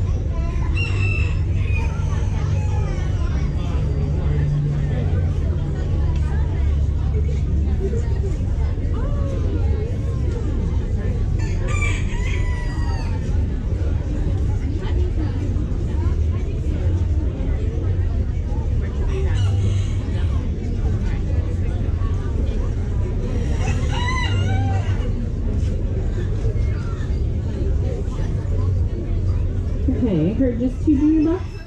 Okay. Number 2 is going to be this one here then, SA 207. Just be a second. Love the depth of body on this guy. I do wish he had a little bit more width and fullness to balance with the depth that he carries. He's got good width into the shoulder, but then doesn't carry it through into the midsection line here. Also lacks a little fullness in that lower hindquarter. Still thin in the density of his coat, and actually a little coarse in the texture of his coat in some areas. Lacks some overall finish to his coat.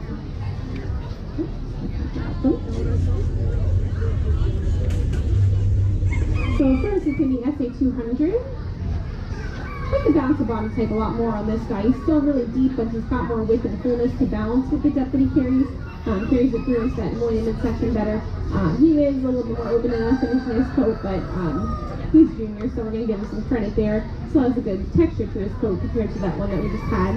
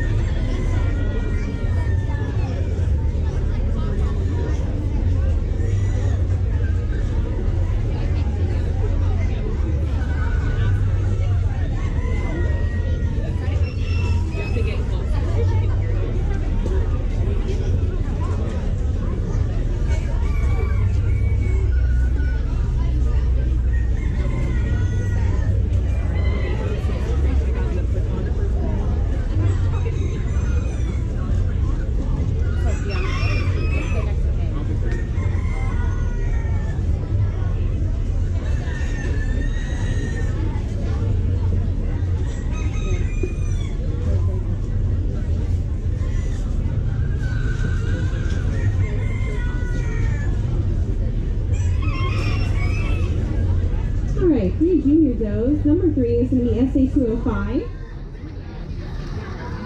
Very nice width into that shoulder, good depth over the hip, but she doesn't carry the width through into the loin, the midsection, where she just tends to get a little bit more narrow and hollowed out. She's not as full in that lower hindquarter. Very soft in the texture of her coat still, very uneven in the length and unfinished. And she's actually a little light in the point color too.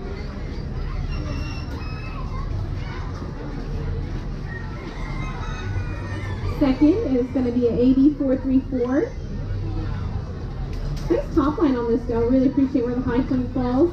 Right over the center of the hip, but I do wish the loin itself had a little bit more width and depth into the loin. Lacks some fullness in that lower hind quarter. Very nice fancy to her coat. Good texture too. She's just very open and unfinished in her coat today. First is SA202. This animal has the best muscling and firmness and flesh in the class that we had up here. I really appreciate the top line and profile on her as well. Very nice width into that shoulder, very nice depth over the top of the hip, well filled lower hind quarter. She is just open and unfinished in her coat today.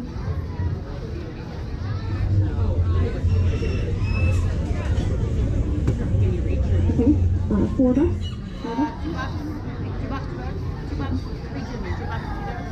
Free June? Yeah. $2 $2. Yep.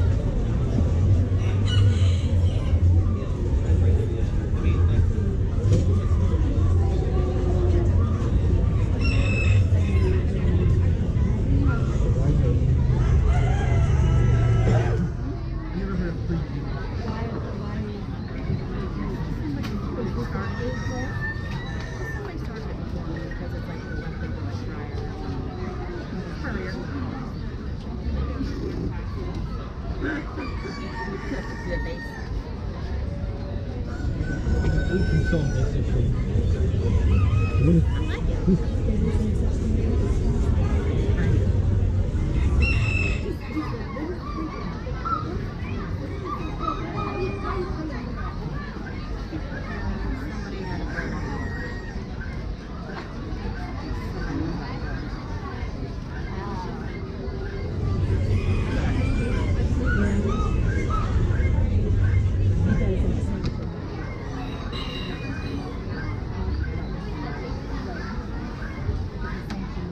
One is going to be second.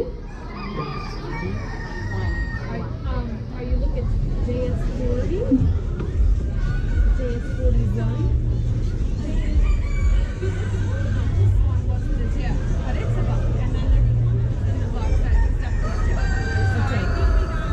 We got our numbers mixed up.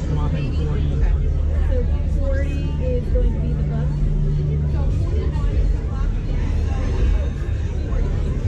Okay.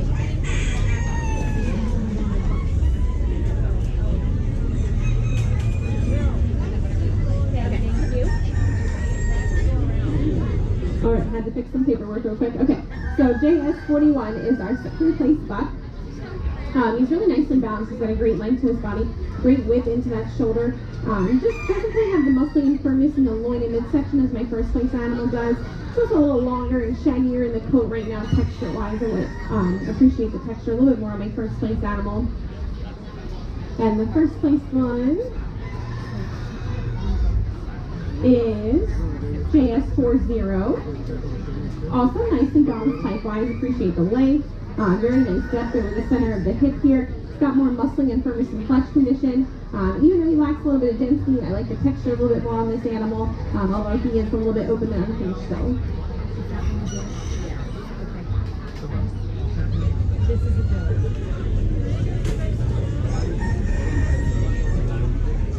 So that is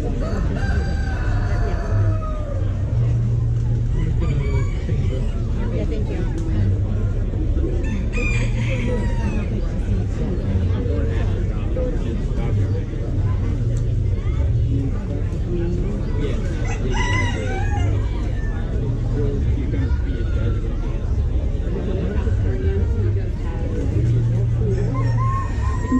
Alright, so we have two pre-junior does here then too. So GS32 or 532 is going to be second.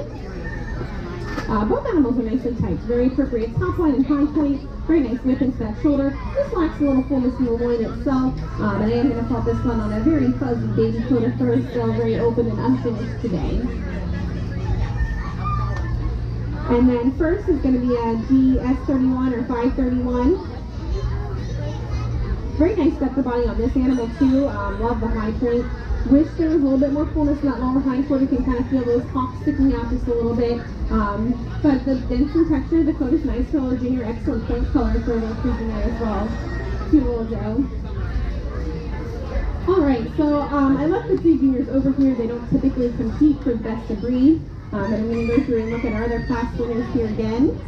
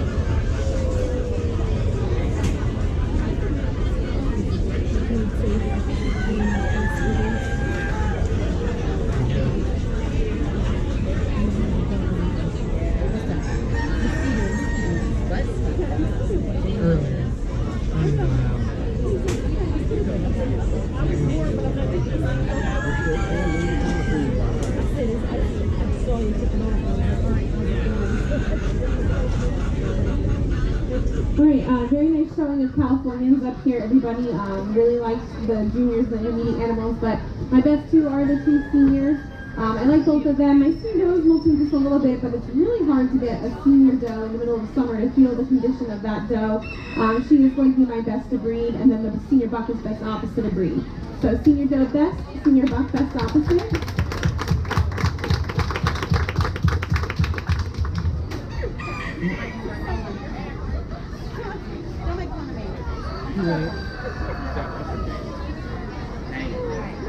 And front flop.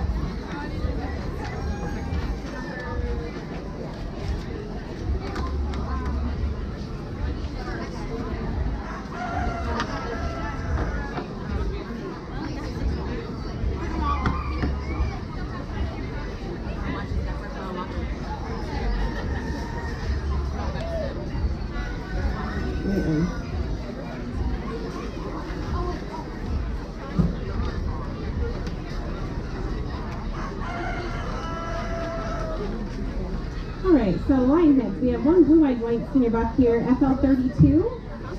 We're gonna give him a first. He's got a lot of energy right now.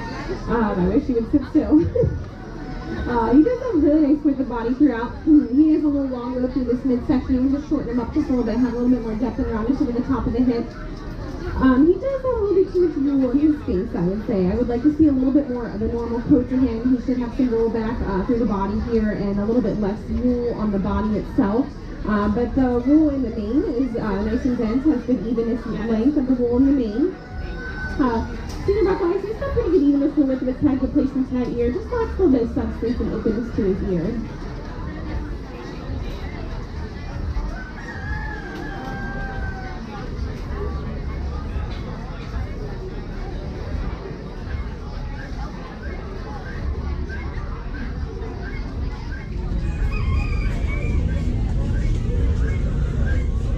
So it looks like we have a blue short doe here then. And she is CJ2. We'll give her a first also. Body type wise, I'd like to see her carry a little bit more width into that shoulder, a little more width throughout. She has good depth of body, but really lacks some width. A little long through that shoulder and midsection on her as well. She's a little longer in the head as well. I'd like to have a little bit more width to balance ear placement here. She a little bit further forward on her head, but she does have good openness, nice substance. She can have a little bit more length into her coat and then also into the mane. And I see more length into the mane, more evenness into the mane, lacks some density to her as well. So for our lion heads here, I do think that my blue-eyed white has a lot more properties that we look for the mane, which is 35 points, pretty important on these guys. So my blue-eyed white buck is going to be my best to breed lion head, and then the blue short doe will be best opposite to breed for the lion head.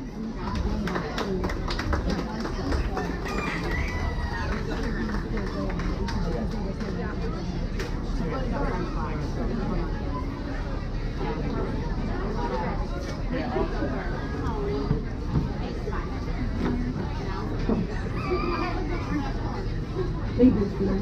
Yeah.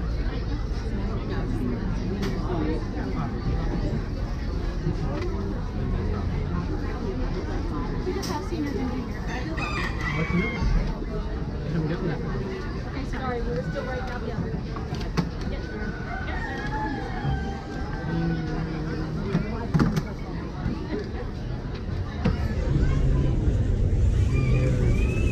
Seniors.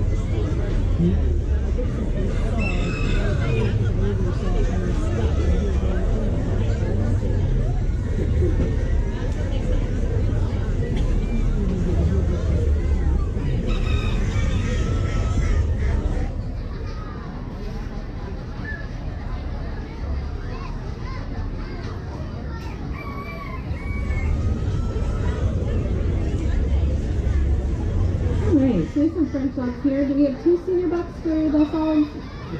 Okay. Number 2 is going to be FF393. Just a little bit weaker through that shoulder, not quite as wide in the shoulder and midsection as my first place animal. My first place animal is also a little bit deeper. This guy lacks a little bit of bone as well. I do really appreciate the head though. He's got a nice evenness in the width of his head, nice roundness and fullness in that cheek. Good placement to my crown. The ear is nice and open, has a good shape, good substance. Just a little out of coat condition and body condition today.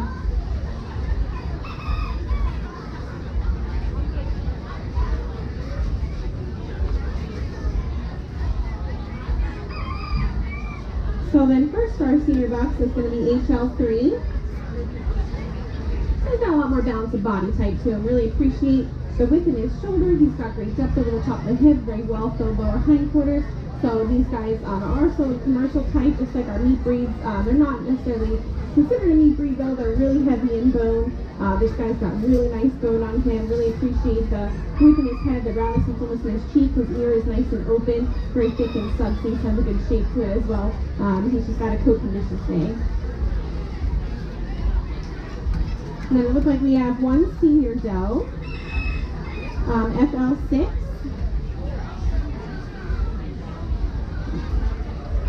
We will give her a first. She is a little bit flatter in body type, a little longer in this midsection here. I'd like to shorten it up and make her a little bit rounder and deeper over the top of the hip. She does have a lot of width of body, just really lacks some of that depth to balance. I can see her have a little bit more evenness in the width of her head as well, especially as she transitions from this lower eye into the cheek. She lacks a little roundness and fullness. Very nice depth into the crown, but I'd like to see more front to back width of the crown to help open the base of the ear a little bit.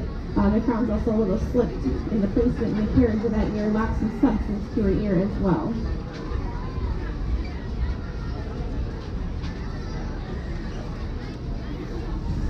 And then I think the next class is 3 junior bucks. Thanks.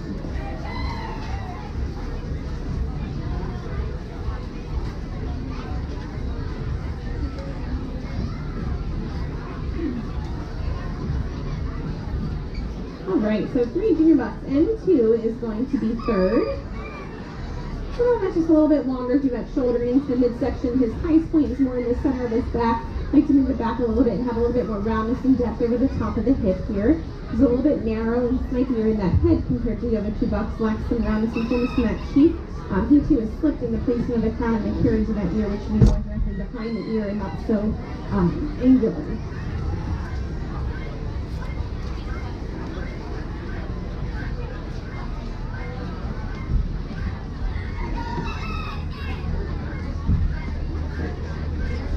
Alright, number 2 for our French Lobster bucks here, M1. Definitely like the balance of body type more on this guy than on this saw. I would still like to see a little bit more width into the shoulder here though, but he is much better balanced in the hindquarter, good depth in the hip, well filled lower hindquarter. My first place animal has a better ear, crown, and bone to him today, but I do like the head on this guy a little bit more. Wish he still had a little bit more width into that head.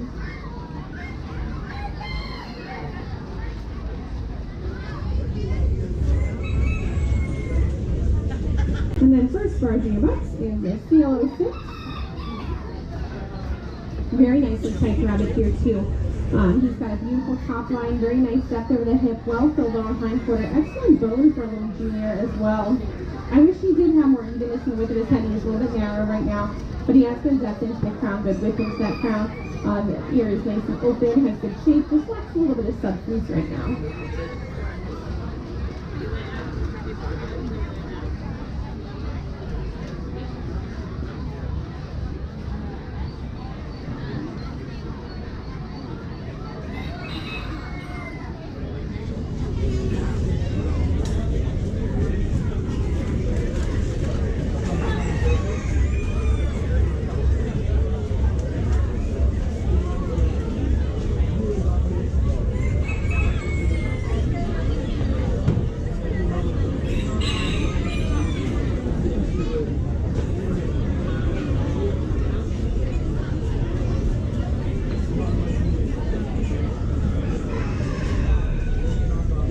Nice group of French tops up here. I do really think that that junior is very promising. These guys still give so many points on head and the crown and the ear that I think this junior buck is lacking still today. But he's got beautiful bone to him, very nice balance of type. So I think he's very promising.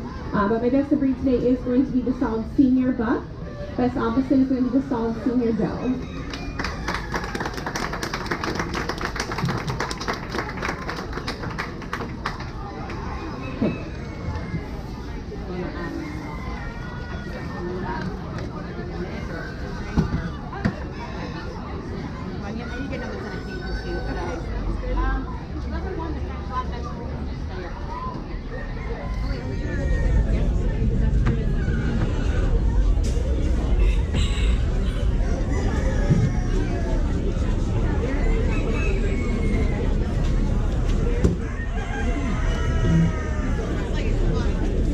Just confirming that was the end of the show? No. No? We had best in show. Oh, it's Yaro too. Sorry. If you need a spelling check, We were done at 2, but okay, that's why. best in show. Sorry.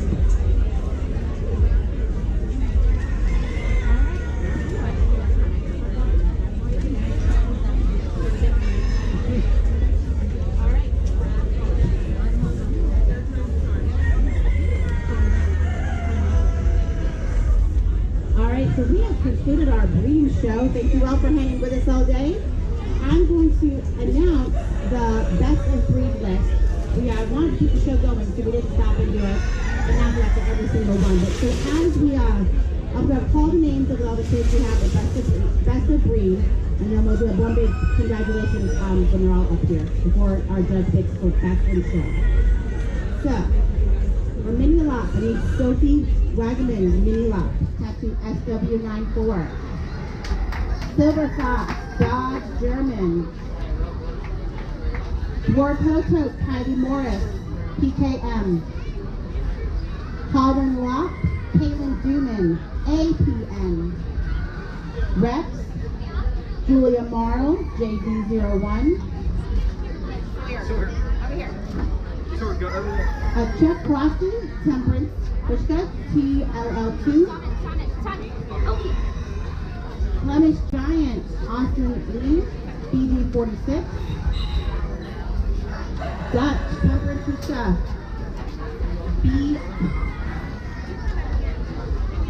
BFL.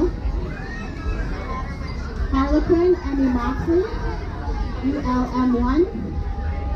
Champagne, Gianna Schley, GS29. Mini Rex, Sawyer Burrier, SM5. Angora, Adeline Dufresne, LB1122. Netherlands Warp, Simon Burrier, Act 1. American, Ada Spencer, R2241. Polish, Temper Kishka, SDW. New Zealand, Jameson Morrow, Bun. Californian, James Fly, GR3. 19. Lionhead, Mia McGuffin. French Lock, Mia McGuffin. Let's give all these exhibitors a big round of applause for having the best of their breed today. Congratulations, everybody.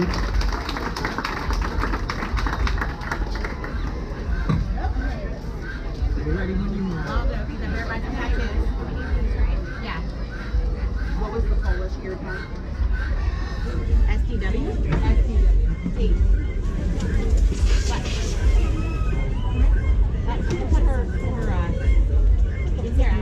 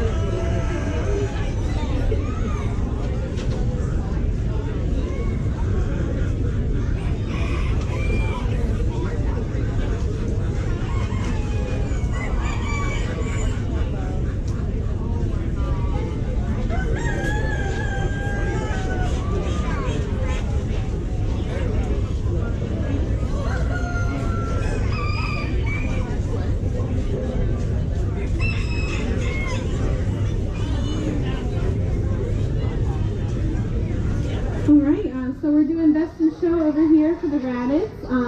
Just want to thank everybody for hanging out. As you see, each rabbit breed is very different. They pose differently. They have different fur types. Some of them judge heavily on body, some are on markings, some are on the fur. So all kinds of different things going on here. Lots of uniqueness in the hobby here. I want to thank everybody for having me out. It was a pleasure. Thank you. Thank you. Thank you guys for getting your animals up here so quickly. I think we said we judged 200 animals in the last couple hours here. That's amazing. Thank you for keeping this moving so smoothly. Thank you to my writers. Appreciate you all. Let's see. My second reserve and show today. A lot of really nice animals up here. Kind of have a couple of favorites. My second reserve is going to be a little hall mop over here. Really nice body type. He's got a beautiful head to him. Very nice stuff. First reserve and show is going to be this beautiful Californian doe. And best in show is going to be our champagne on the end down here.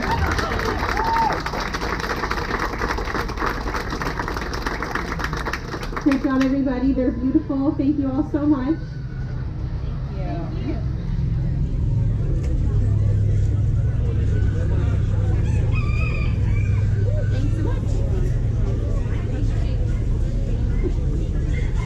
Congratulations to our winners. So that is Kaylin Duman in second reserve with her hollow mouth.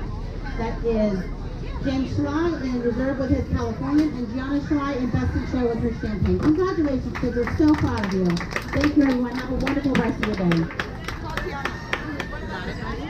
I don't have that yet.